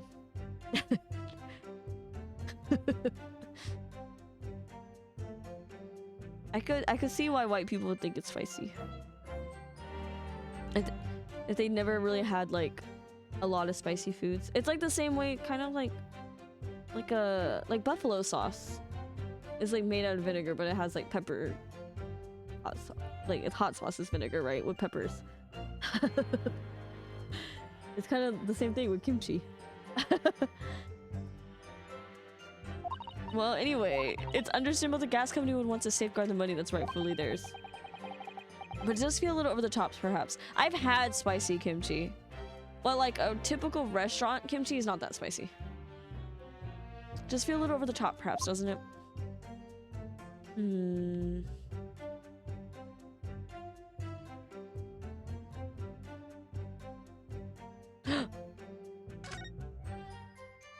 There's a crack in it.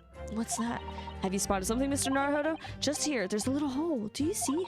Goodness, you're right. I wouldn't have noticed. It's not a very neat hole, is it? Not professionally made, I say. So you think it might have been opened up by Mr. Shamspear? Possibly. Seems the people at Altamont Gas must have missed it. Well, it certainly seems to go all the way through to the inside. Yes, but there's no way a coin could fit through here. That's true, but even so, it seems more than a little suspicious.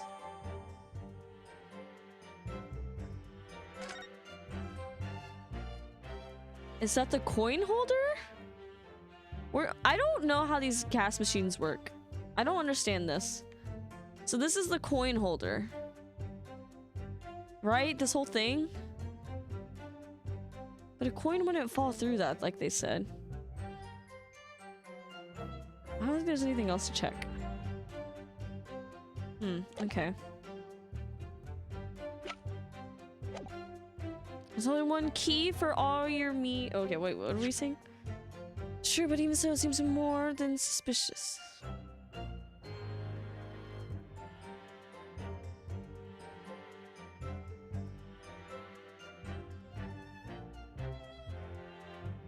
Meter doesn't appear to have been tampered with, though, and the collection agent has the only key. Well, that's kind of funny. There's only one key for all your meters. Well, in truth, there's another key in the company vault at our main office. But even if someone had somehow managed to get a hold of a key, we know if the coin box had been opened. Oh, how?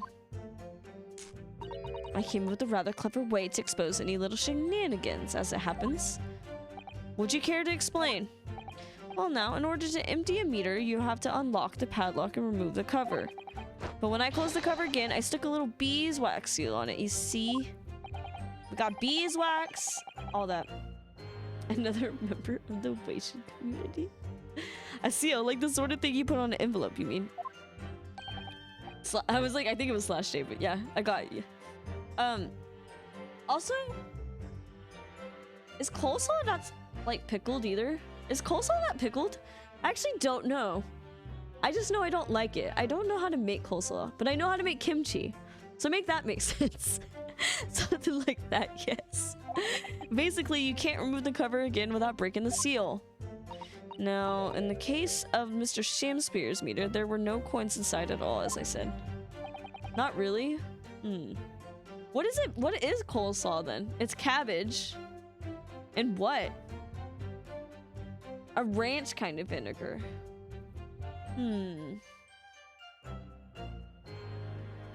So it's just white people's version of cabbage. Is coleslaw white? Or does it come from somewhere else? Like, you know what I mean? Did white people take coleslaw for someone? Is my question there. Because coleslaw seems very southern.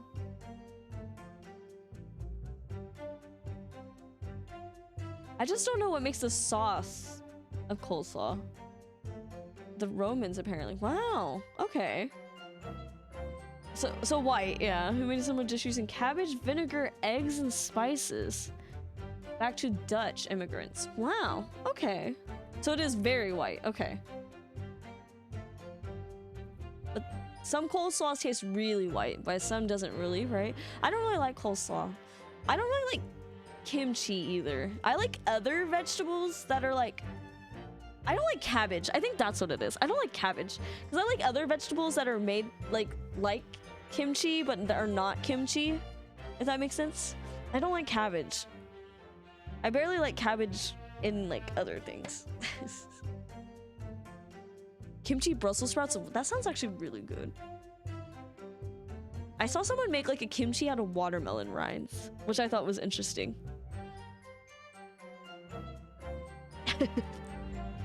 Seal hasn't broken either. We're losing my train of thought. So that would mean Mr. Shamspeare somehow managed to steal coins from inside the meter without opening it. It seems so, but that would be impossible. Well, because like in Korean food, you layer foods together, kind of. So kimchi is supposed to go really good with like a lot of variety of Korean food. I like, my favorite banchan stuff is the potatoes that are kind of sweet. I like those a lot. Those are my favorite thing.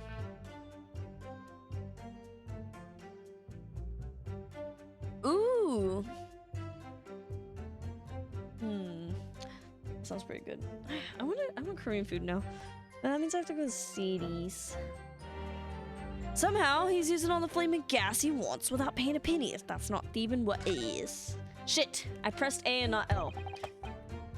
I certainly didn't expect to uncover another crime that looks like it's been taking place in the very same room.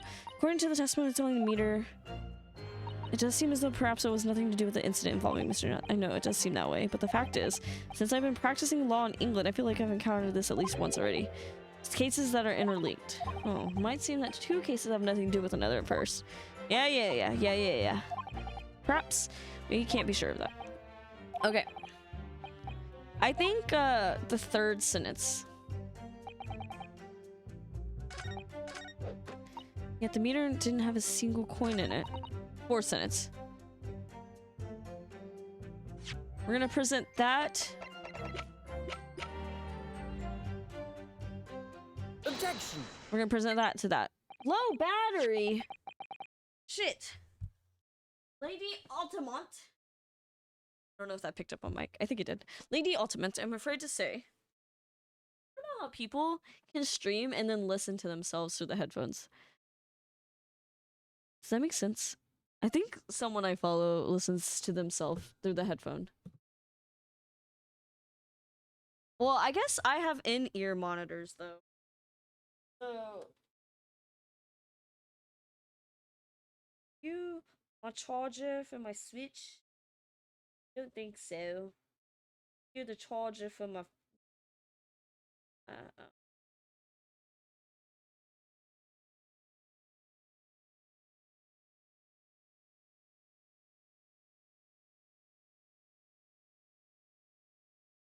found it. Wait. Did I say? I think Rye does sometimes. Oh yeah, the monitoring in the ear. I think if I had completely sound canceling headphones, maybe. But I guess with the in-ear monitors, I can hear myself. But I guess you would have to like maybe hear what you sound like on stream?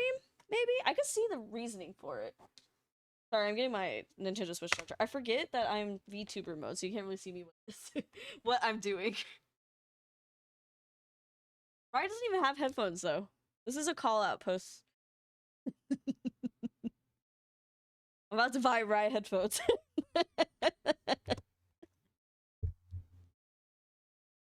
Personally, I can't make even clips without getting self-conscious. I don't mind hearing the sound of my voice. What is really annoying though is when I hear, like, try to film a TikTok talking and have to re-say something because I stuttered a lot. That's annoying to me. I hate doing that. Like when me and Ryan play Among Us or Overwatch, I hear myself on stream, I go insane. Yeah, I usually would, if I'm playing a game with someone on their stream, I'll usually mute their stream. So there's like some weird viewer things though with that. Lady Altima, I'm afraid to say there's a hole. Yeah, I think if I heard myself while I'm talking, that might be a different. I don't know. I maybe I should look for the pros and cons, but I can hear myself in my in-ear monitors more than I could hear myself with the over-the-head headphones that I had. There's a hole in the bottom of the gas meter that this meter clearly does show signs of having been tampered with. What? You see, right stream on so I can mod in case they mute in game, but aren't speaking on stream. Oh, that's true. That they do that a lot. I get distracted easily, so if I heard myself a bit delayed, I'd listen to myself and not be able to talk. I've been over and over that thing. They didn't see a hole in the thing? They didn't see a hole in there? I'm telling you, there's nothing wrong with it. In that case, what do you have to say about the small hole that's been made at the base of the coin of the box? At the coin box. I know like musicians gotta hear themselves though, so I'm wondering if streaming is kind of the same thing. But I hate when my computer's really loud in my ears. I hate it. I think everything that's like what 100% volume is so fucking loud on the computers. Which I guess then why would I have it at 100%, you might say. And you're right about that. I can listen to 4 things. I don't mind listening to 4 things. It's when everything's loud. When everything's too loud. There's like a too loud moment on computers specifically. What do you have to say about this hole? Hole? What? Hole?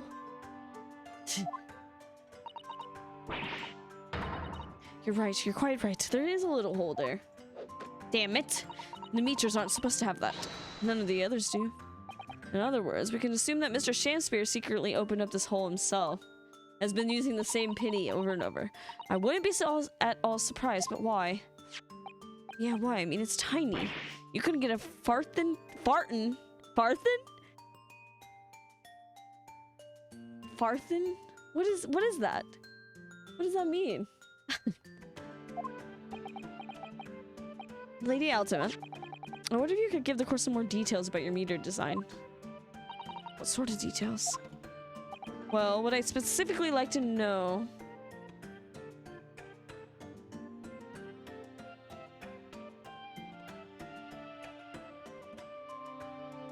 I don't know. I don't know. Does it take other coins? Because how... It does? What is more important here?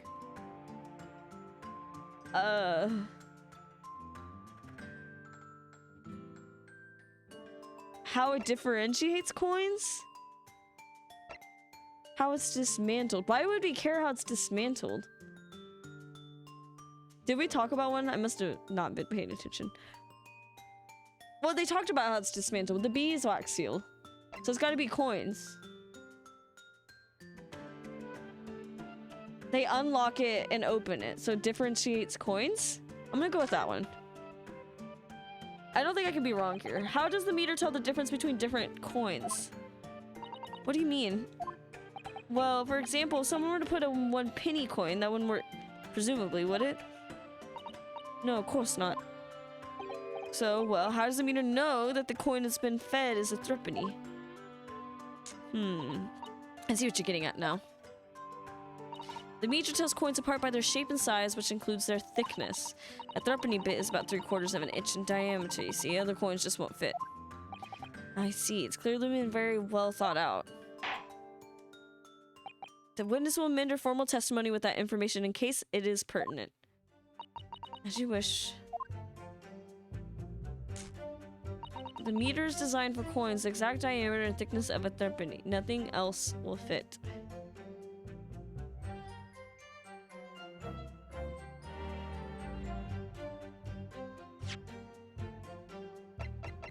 Is that what was the medallion? Was that what that was?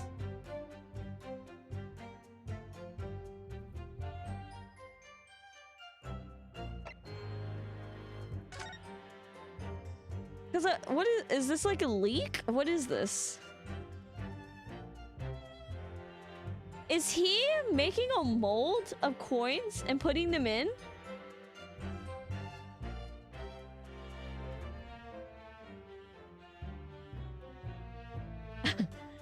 How do I prove that? And then it melts down here? Is that what's happening here? Why does this matter?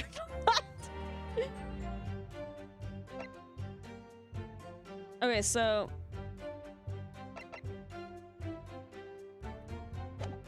do we press on that?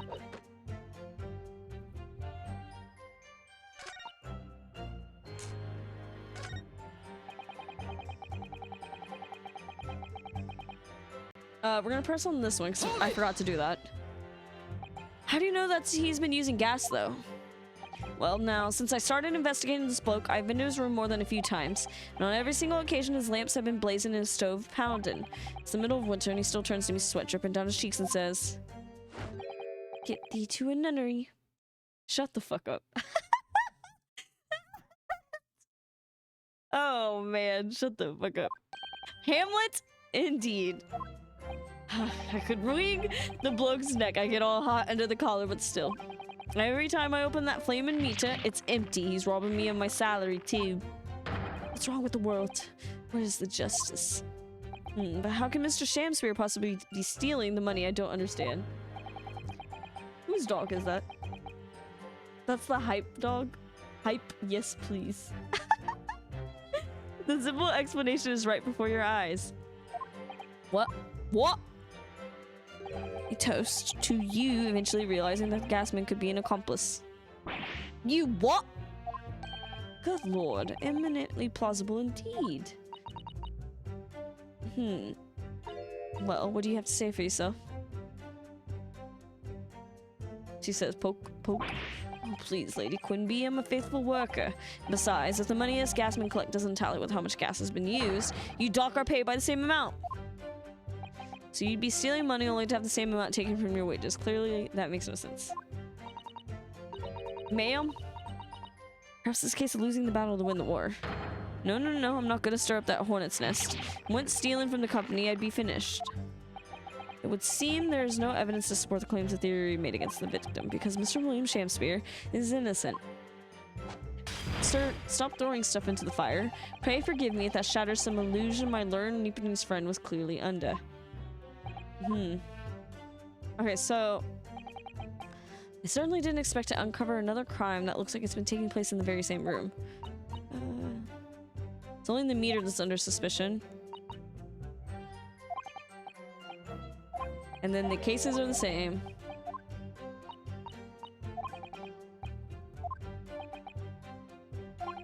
Must be something, but then how has he been managing to steal their gas? Okay, so do I present the soap? Spits. Each coin gives customers about 2. And yet the meter in Mission didn't have a single coin in it.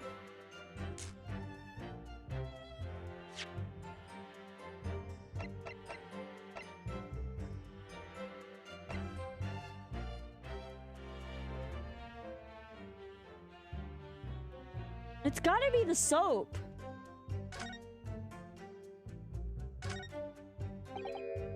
Look at this bar soap. There's a circular depression. 3/4. Ah, do you think? We did find the soap at the scene, didn't we? Yes. on that little ledge just outside the windows, so we took one. I'm sure that when we first found it, there was some sort of reddish medallion in the middle there. I remember it clearly. Where could it have gone? Alright. There's a 2 centimeter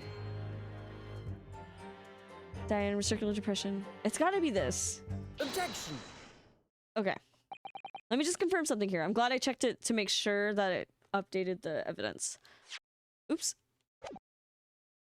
If the diameter and thickness were to be correct, the meter would accept any objects as if it were a threepenny bit. Is that correct? That is like the pit, like the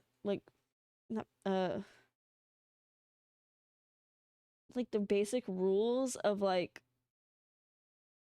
scamming like coin machines.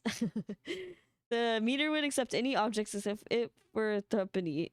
Is that correct? Thank you for choosing Domino's. Your food isn't lost or old. My manager is just a silly fucking goose. Yes, that is correct.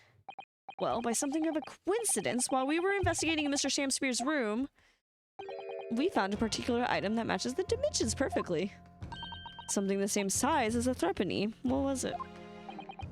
The item in question is actually the soap. What? Have you been inhaling gas? That's a bar of soap. It certainly looks nothing like a threepenny bit, I must say.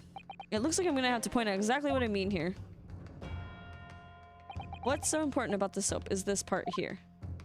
It's this part here. Oh, I have to press X, not fucking A. Got it. You have to turn over the soap to see what I mean. Ah, are you referring to that rounded depression in the middle of the soap there? That's right, a depression that's approximately 3/4 of an inch in diameter. Or in other words, almost exactly the same size as a threepenny bit. Get away. Does anyone here have in their possession a threepenny? Quickly now, hand over your coins, ladies and gentlemen. Sounds rather like a highway robbery, doesn't it? Who has a coin? Excuse me. Ah, thanks to a kind member of the public in the gallery, I have here a threepenny bit. Now to see if it fits. Yup. My word, it wouldn't be more snug. Yes, as I suspected, this is without a doubt is a vital clue to explain how the ultimate gas company is being defrauded.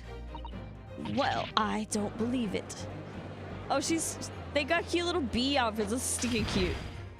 So your assertion, your ass amounts to what? That some inferior bar soap has a tentative connection to the theft of gas? Yes. Its depression in the soap was clearly made by a threepenny bit. I must concur at least that pushing a coin with some force into a poor quality bar soap such as this. I assume it is because it has alcohol content, does it not? Isn't any alcohol really flammable? Is there an alcohol that's not flammable? It's a remarkably simple way of replicating the coin's shape. And then you can use some melted wax or something to pour in the mold. You can make fake coins in no time. Spirits are, but not wine. The sugar? Maybe the sugar content in wine would be flammable? This brings all the pieces of the puzzle together. Like, cause it's like an alcohol sugar in wine. Is it not? I actually don't know. But sugar is really flammable. It's the method Mr. Shamspeare's been using to steal the gas. That's the missing link. And now, if I follow the chain of thought, it's gonna bring me to an explanation for what happened that nobody's considered yet. But this is all nonsense. The man had been making fake coins. My worker here would have found them when he emptied the meter. Quite true. Lady Altamont, in the absence of some black magic that could make them disappear. I see, that's what we're dealing with, is it? There's one form of black magic that could cause the fake coins to disappear into thin air. Exactly. And the meter here gives it away. What on earth? There are remnants of the magical method used visible on the gas meter taken from the victim's room. What? There is? That is your assertion, counsel. The defense will identify these remnants.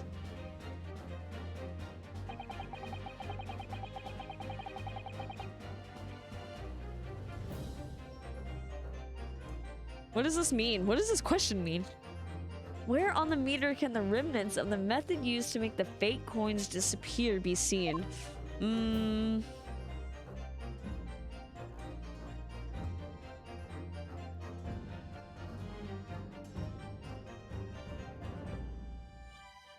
What remnants?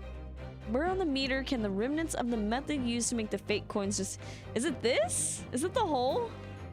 Is it just the hole? Oh, fuck. You gotta press X, not A.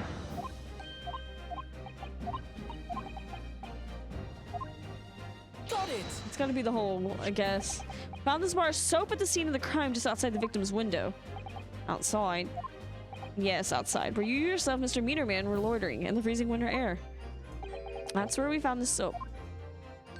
Ah, I get it! That's right. The answer, of course, is ice. Did you say ice? Mr. Shamspeare has been leaving soaps like this outside his window each evening filled with water. Ah, after a night outside in the bitter cold, the water is completely frozen solid. Then he takes his fake coins of ice and feeds them into the gas meter, giving him light and warmth in spades. As his room becomes very comfortably warm, the ice now inside the meter's coin box melts, turning back into water and draining harmlessly away through the small hole in the underside of the meter. That is how, without leaving any evidence of his wrongdoing, this man has been stealing Altamont gas. I was wondering what it was leaking. I guess water would make sense. But just like that. So simply. Is he trying to make us look like idiots? He's been fooling us with some bars of soap and some water. I think so. I don't believe it. It can't be true. Do you have any idea how much money we spent to develop that new meter? And now you have the audacity to suggest that a bit of soap and some water can render it useless? I'm fairly sure I didn't design it. Evidence. Sorry. I want evidence. If you're gonna stand there and tell me our meters are rubbish, I want to see proof. In the case of the leaky hole, she's very good at enforcing accountability, isn't she? Icky. Very well, Lady Altamont. If you'd like evidence, I'll provide it. What? Mr. Naruhodo, are you saying you do actually have evidence to support this theory? I did notice a trace of something that bothered me a little at the time. And I have a feeling that this theory we come up with now kind of explains it. The piece of evidence that substantiates the theory about... It's this one. Take that! This is a photograph of the scene at the point when the victim was discovered, taken by Inspector Gregson. It clearly shows the remnants of the crime carried out by Mr. Shamspeare. What remnants? A pile of water clearly on the fucking ground. Here you pile of water, puddle of water. Here you can see the gas meter on the wall. Now look closely. There's water there. Woo! What is that? Some kind of grubby stain? Almost certainly, it's a water stain, resulting from the liquid that drained out of the hole made in the meter. Oh. If one coin gives around 2 hours of gas, and the occupant was heating his room in all his waking hours, we can imagine he would have used around 10 of his fake coins each day. The melting ice inside the meter's coin box would have been dripping out almost constantly, leaving a stain on the floor. This is awful. And there's further evidence, too. Mr. Shamspeare slumped over his table, apparently having consumed strychnine. And right there next to him is a bar of soap broken in half. What does that prove? You're right. It appeared to me then, counsel, that the man was eating the soap, was he? Pardon me for disagreeing with your lordship, but... certainly not. He didn't beat about the bush there, did he? Truth. Mr. Shamspeare was found with a fork in his hand. A mule soap is... Do you mean to say he was using that fork to... Yes. To extract a frozen coin from the bar of soap, and it broke. Okay. But the bar broke in half. So perhaps it didn't go very well. Good gracious. That's why I need to press every single sentence. Delivery will be an hour. Okay, let me order for delivery. Sure, here's your total. It'll be an hour. Are you kidding? Cancel that. Yeah. Lord Vidzeeks. I was throwing my hand up in despair. And happened to catch my yellowed bottle on the way. Pray forgive my maladroit mistake. What is the meaning of this? Allow me to pose my learned friend a question. What exactly did you establish with your most recent cross-examination? Well... That was Mr. William Shakespeare is a liar and a thief. He's a little drunk. In other words, that his testimony is unreliable. That's it. That's exactly it. Very well. Let us assume the man is a liar. Now allow me to pose another question. What possible difference does that make? Well, we know that suicide can be discounted. Scotland Yard's investigation revealed no sign of another vessel that contained poison. And on the night in question, there were no visitors to the room except the accused. The young gasman's testimony, which we have no reason to doubt, has confirmed that. Furthermore, the only possible way the poison could have entered the victim's body is via the tea. Probably. The court has seen no evidence whatsoever that suggests otherwise. Even if William Shakespeare is the liar you claim him to be, these facts have been objectively established. There's no escaping it. Therefore, in light of these facts, the prosecution calls for immediate adjudication. You... What?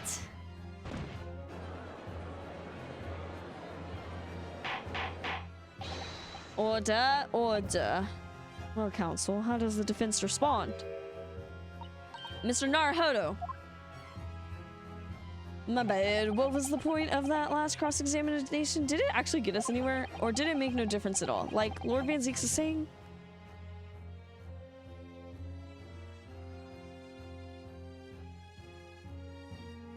Did it make a difference? Am I dumb?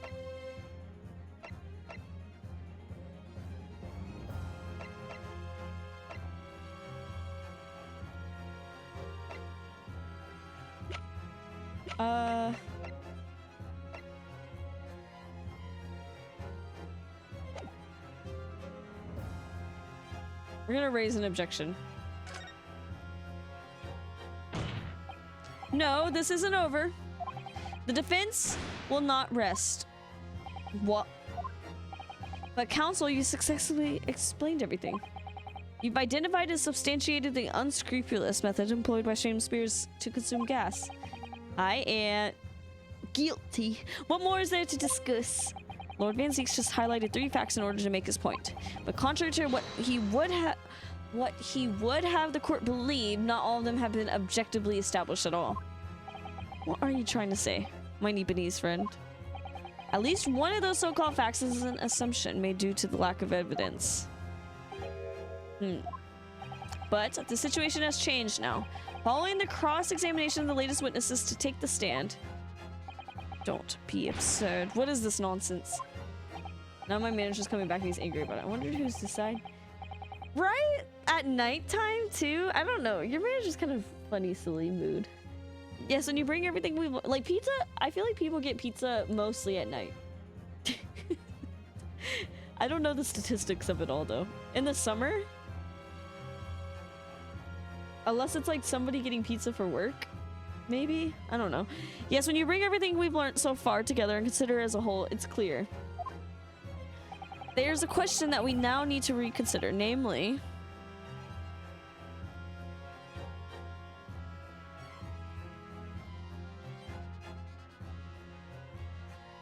all of these?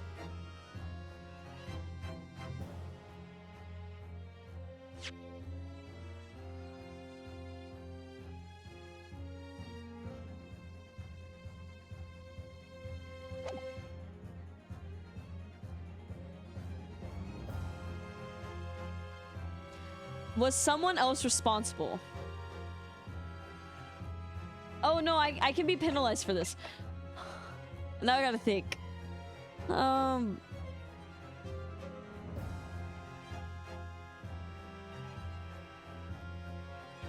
And we have the warehouse liberty rush. Warehouse rush. Could someone have poisoned the tea leaves? No, but then the Natsume would have been poisoned, right? Was the poison in the tea?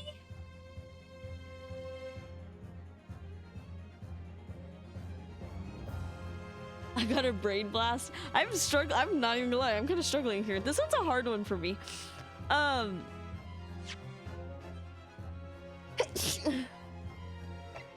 The tea. Excuse me. The teacups. There's no tea ring because Mr. Natsume drank it really fast. Oh, there is a moth in here. There it is. I see it. How did he get in here? Goodbye, moth. I lost him. How did he get in here?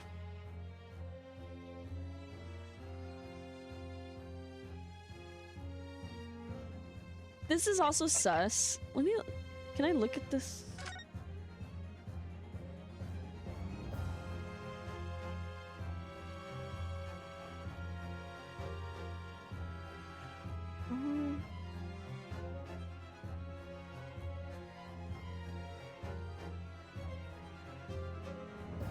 This is a blink and you forget it moment. Fuck.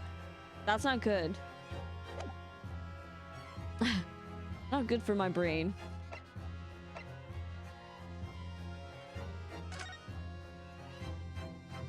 He ate it. Right? He said he ate stuff? Was the poison? I think it's the poison. Was the poison in the tea? Because when did... I think all of these realistically, but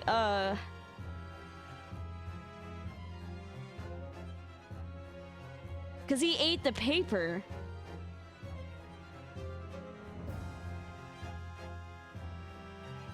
I think it's this. Which then would mean when someone else is responsible.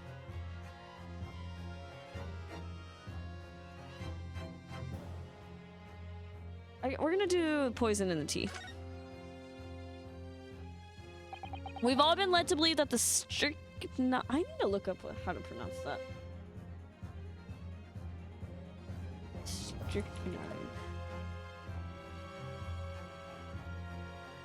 Mix in solution. Strychnine pronunciation. Strychnine. It is strychnine. Yeah, strychnine. Did you know it is a white, odorless, bitter, crystalline powder that can be taken by mouth, inhaled, or mixed in solution and given intravenously? It's a strong poison. Only a small amount is needed to produce severe effects in people. So what? How do we find it? What is it? What is it used in? Used as pesticide. Okay.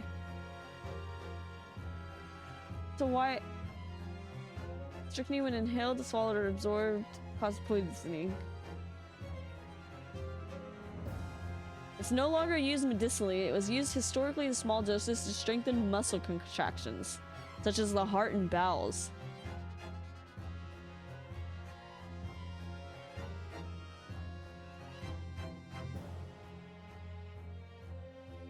What?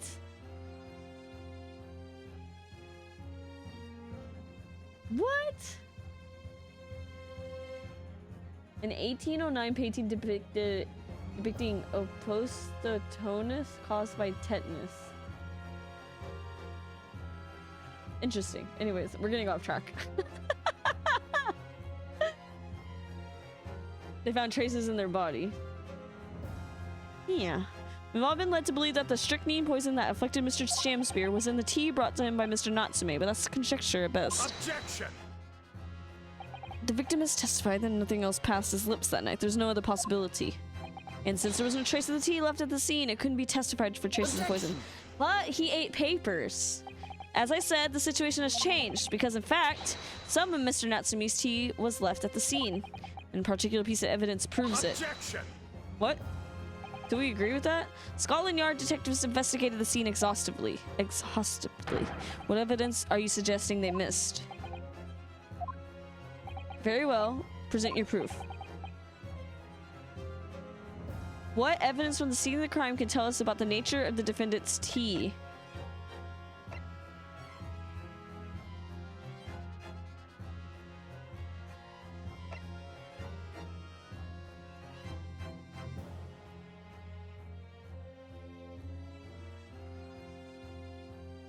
It's these two, right?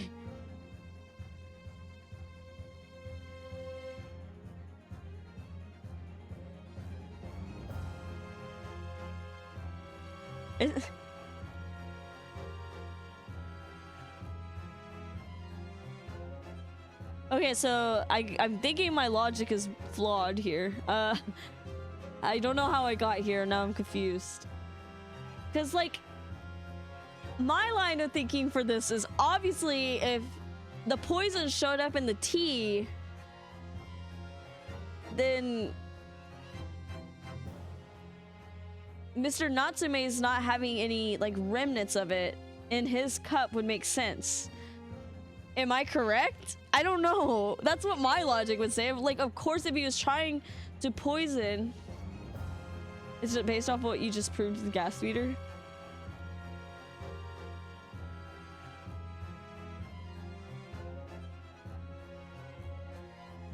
What, that he's a liar? I'm really confused. I don't understand the logic of this.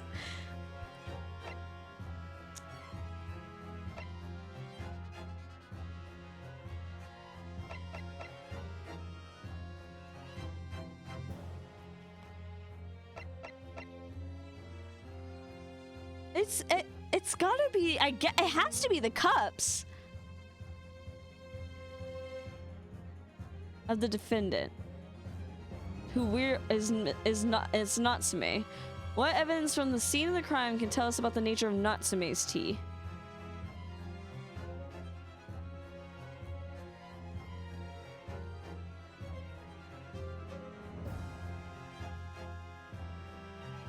It's got to be the cup. It's gotta be. Take that! What exactly is this piece of evidence supposed to reveal?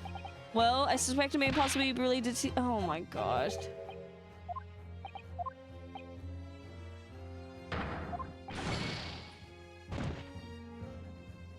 I don't know what it's asking.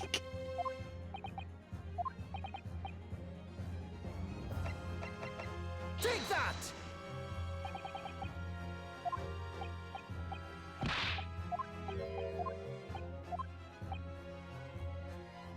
What is it asking?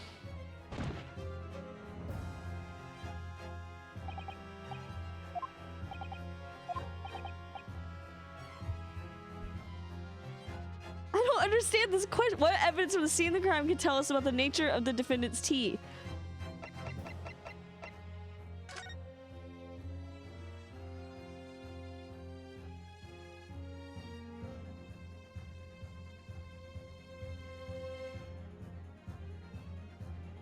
The kettle?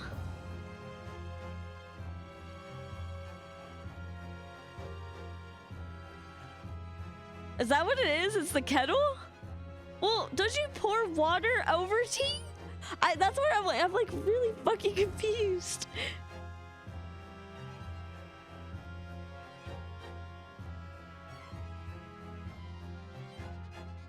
How do you make ice? Water.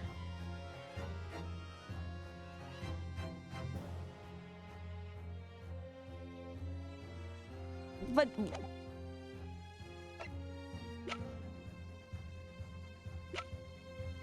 is it? What evidence from the scene of the crime can tell us about the nature?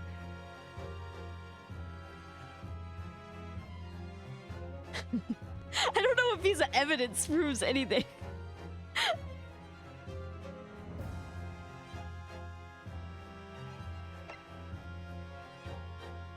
Did he use the tea to make make coins? Because it was red. Because it was red? Take that! Okay. The soap again. The same bar that's so dumb. The same bar the victim used to fashion his coins of ice. Yes, that's right. It's just coming back to me. Something about... Because it was a red coin. Okay. Instead of a clear coin of water. So he used this... He didn't even drink the tea. Which is my line of reasoning. He got poisoned because he ate the paper. Am I? So you discovered the gas thieves' coin factory. Fascinating. This is so dumb. In a way, yes, but there's more. The last case I got it pretty quickly, but this one I'm like, what? The coins we found in the soap at the time weren't normal ice.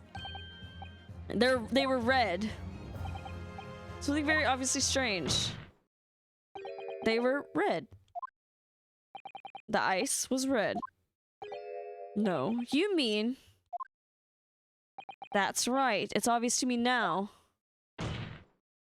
The fake coins in the soap were made from frozen tea. What?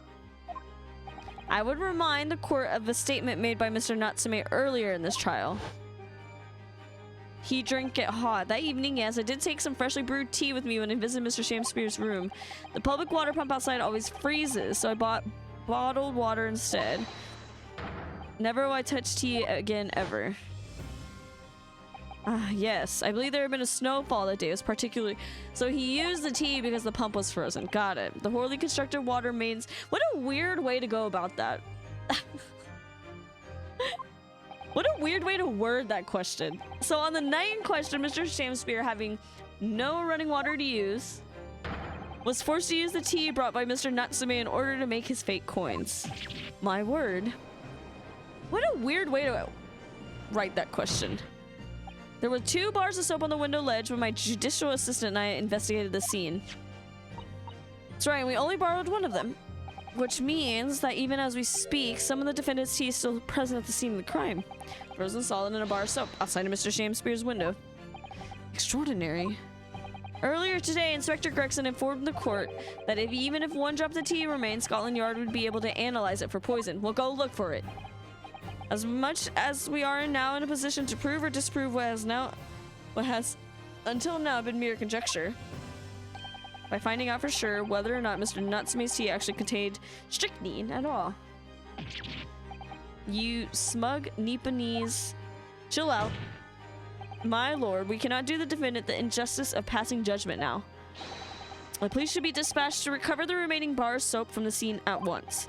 And the defense requests a thorough analysis of the frozen tea embedded in it to determine whether or not it contains any poison. So how is he gonna scam the gas company when it's not cold outside? Instruct the police to attend the scene at once. Yes, understood. What a dumb line of reasoning to get there, but I get it now, but like what a dumb question to ask. They could have said something like, I don't know. It would seem we have no choice but to suspend these proceedings for the time being. I trust you have no objection, Lord Vansix. It's always cold in London. It's always cold. Scotland Yard, will you recover the tea from the scene and carry out the requisite test immediately? Trial will resume at the same hour tomorrow. Prosecution and defense may conduct further investigations as appropriate in the interim. Yeah. Yes, my lord.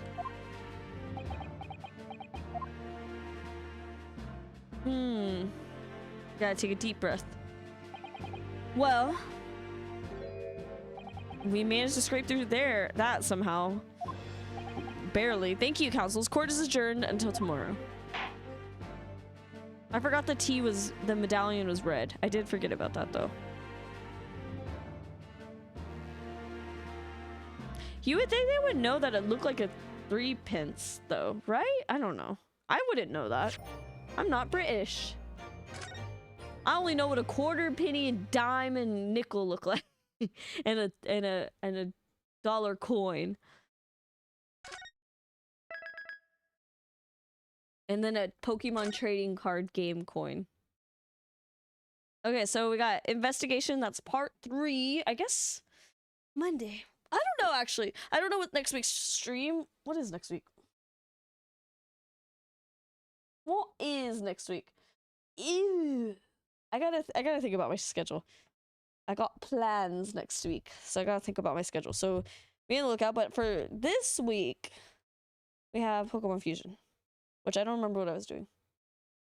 If I saw a red token like object window symbols, I think it was for tic-tac-toe. Literally though. Literally. I mean, when they saw the soap, they called it a flag of Japan because they didn't know the size of the coin and called it. That is also true. It was very subtle. Toad's playing Metal Gear Solid. That is also a gay game. Should we go raid Toad?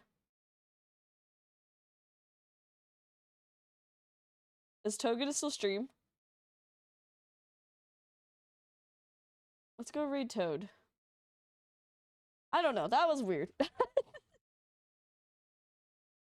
But I will play more of this game next week. I just don't know what the schedule is.